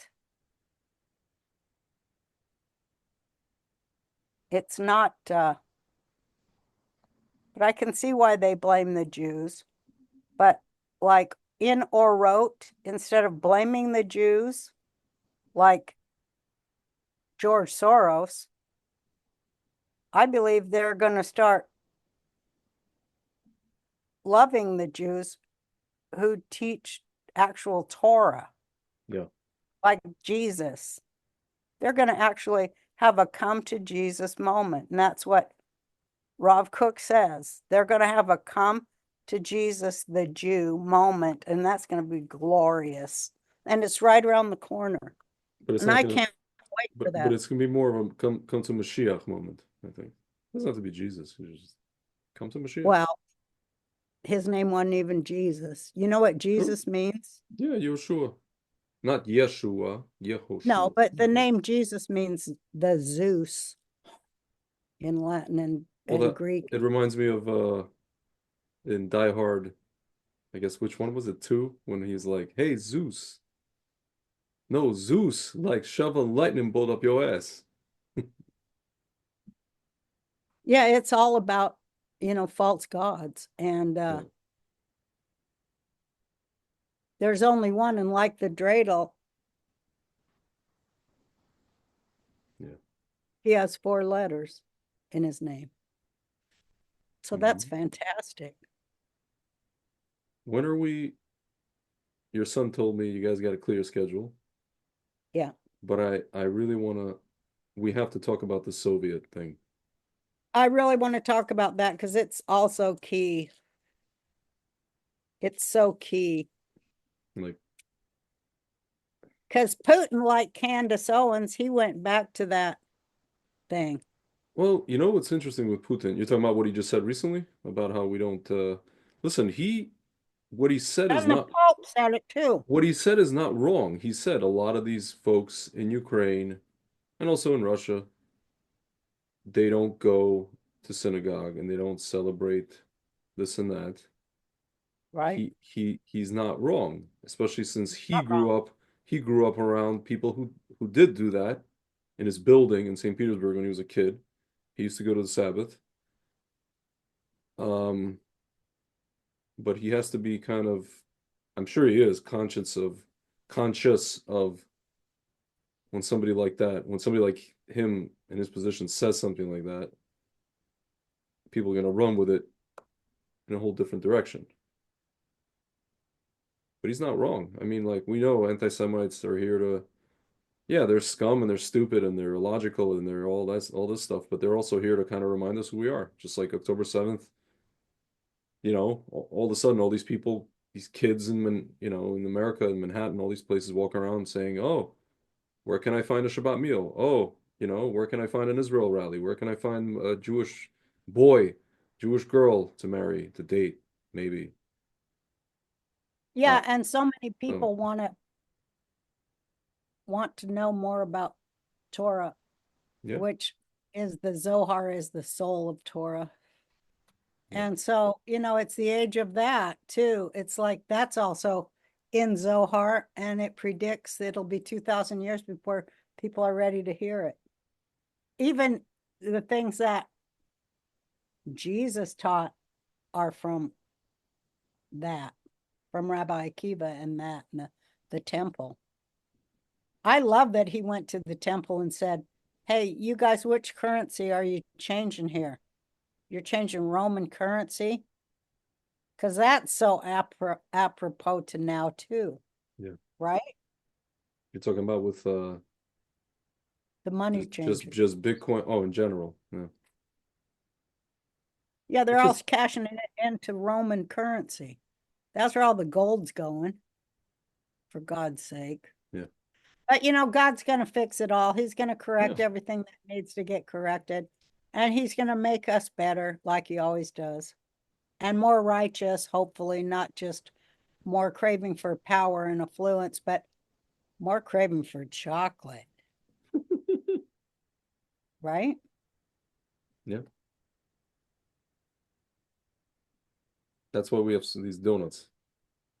Oh, yeah, I didn't even get into the fried foods. The oil Okay. allows us. Well, I'll let you go. It was wonderful to have time with you, and Same. I enjoyed this Hanukkah thing a lot. It's been like almost 4 hours. Oh my God. This is like one of my podcasts with Frank. And people are just like, how do you guys just sit there?